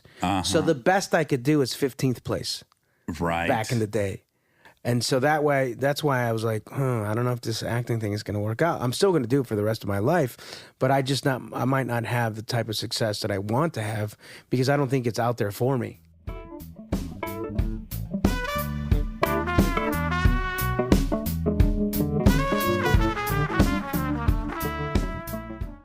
You wrote in your book that you are grateful that you don't have boys because there's a conversation that you would not want to have with boys. So when I said I was grateful I didn't have a boy, it was just the idea of having to have the conversation that my mom had with me when I was like 10. Now that you're 10 and you're a black boy, you're basically a man. So your mother sat you down. She said, listen, you're 10 years old, but that's not how you're being Well, what seen. happened, the thing I remember is we were in Boston, where the racism is, as we talked about earlier. You can taste it in the sauce. Syrupy and tangy. Yeah. We go to like the kind of drugstore where I would go to buy like a cracked magazine and a candy bar. I'm at the age where I live close enough where I might go out by myself to do it. And so she's like, okay, when you come into a store like this, you have to make sure that you only touch things that you're going to actually buy. You don't shop with your hands. You don't pick things up and put them down. You have to only touch things you actually want. And do you see that guy over there who's looking at us? That's the store detective. He's going to follow you around the store. He's looking over like, me? I just happen to be standing here. He's going to follow you around the store, be aware of where your hands are at all times, and when you walk out, make sure you've paid for everything. Don't accidentally take something because it could end up badly for you. Right. And what is when you hear that, do you think, well, this is bullshit, or do you go, oh, this is just life on planet Earth? I think there's a little bit like my mom's making a big deal out of nothing. And then when I was 15, I was literally like thrown out of a record store because I'd been hanging out too long, and they just were like tired of seeing me in there.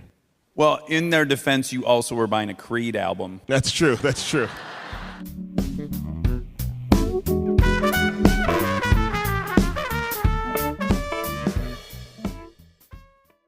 But just, you go to these places that people live a lot better than we do. Yeah. And it's true. Even Kerala in India, it's amazing when you look at what is possible and what we could reasonably adopt into our own lives here. Yeah. It's not that hard, some of it. I mean, we love the home run, we love the touchdown, we love the big play. Sure.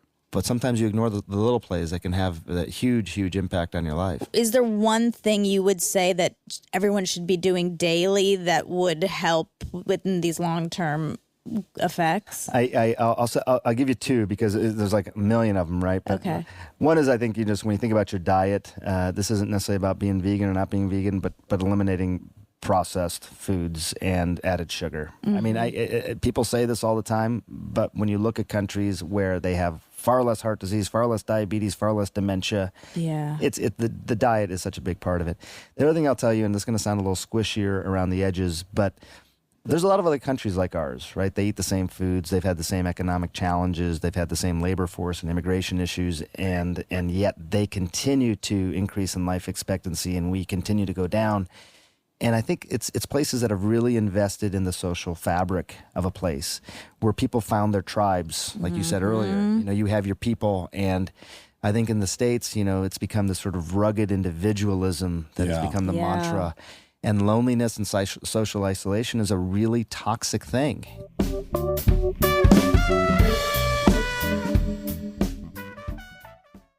I also want to hear how you guys met. Oh, yeah, you want to start there? Because I remember in detail, and I'll own all my own baggage in it. Where did we actually meet? We were in a vehicle. Yeah. I picked you up when I was dating Kate. We picked you and Shauna up from a very small airfield in Muskoka, in somewhere in Ontario, Canada.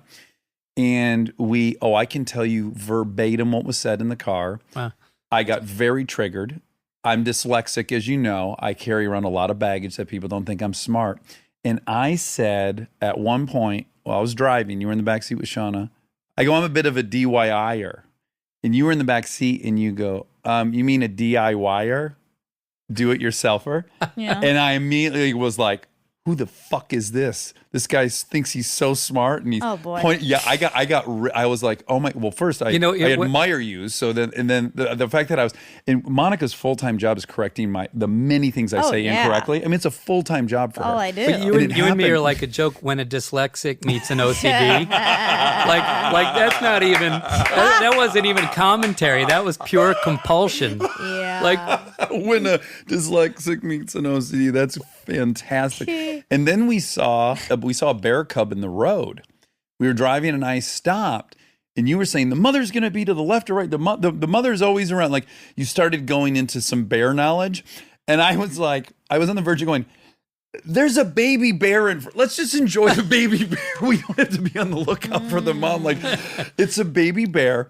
Let me add in, again, let me own all my own baggage. I'm already dating someone that I feel less than around quite often. And now someone has arrived who's even higher than that.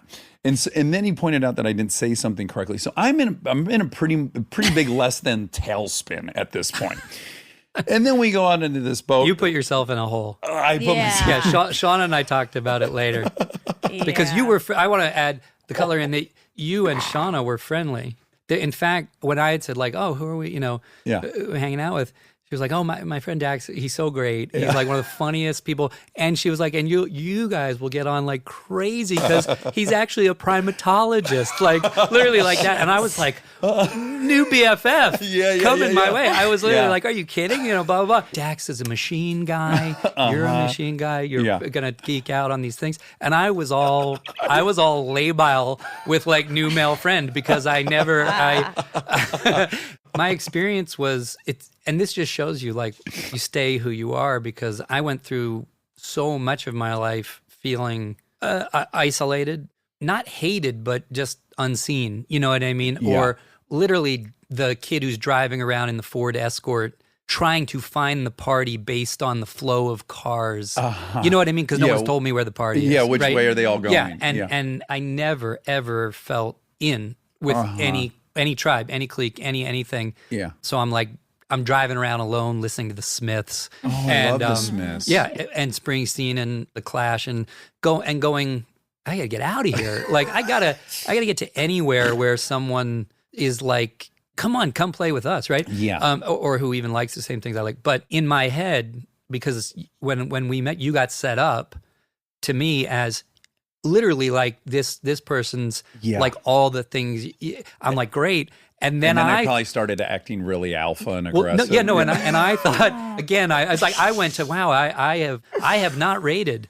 Like I just have not rated. No boating, no boating. I'm not going to learn to ride a motorcycle on this hang. This is like a sad none of it. And I was just sort of story. I end up and Dax. Hold on. I end up like I felt like shit too. We both did. Yeah, but I was sort of like, well, maybe Kenny G will take me flying. It's not what I was hoping. It's not the cool quotient I was looking for, but I'll take it. You know.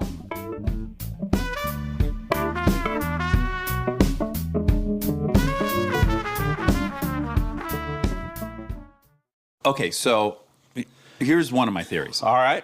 You're a very hard worker. Now, whether you want to downplay it and say that that's because you're from the East Coast or not, I think that's horseshit. I think we'd all agree. Also, you said something to me very interesting, and I don't think I'm, what would we say, betraying your confidence. Oh, go ahead. You said you have a swimming pool you've never been in. Yeah, I really haven't, no. Right. I mean, I believe you. I went into it in 89 to fix the light. And I fixed the light, and once it was the light... No, you know what it is? Because I get to the... My house is in Beverly Hills, which is foolish enough. Mm-hmm. And I walk towards the pool, and then I hear that Boston voice. What are you, some kind of hot shit? What are you sit in the pool all day? Is that what you do now? You got nothing to do? Well, you got nothing broken around here? What? No, I do. Well, you got nothing to fix? Well, you going to sit in the pool? What are you going to do? What are you going to do when you get in there? You say you're in the pool now, but now you're wet. Now what do you do? Now you're wet. Yeah. And I can't. And I always get to the pool. Then there's always a reason. There must be something I can do besides sit in the pool. No, I don't. I can't. Yeah. No, I haven't gone in.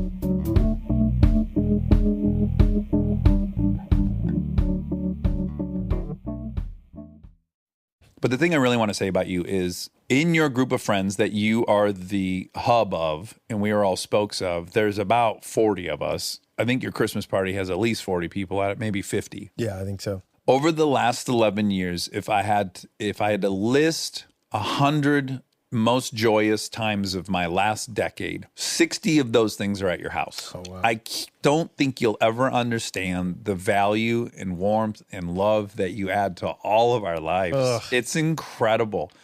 My most happy, joy-filled, and I'm doing the right thing moments are at your house. It's the most beautiful place to be. I feel so grateful that Kristen introduced me to you. You're like one of the nicest parts of my whole life. You've given me like a whole life outside of this group of friends I came in with. And I'm so grateful for it. And I hope I'm like 90 years old with you, still buddy. Big brothering it. I love you so much.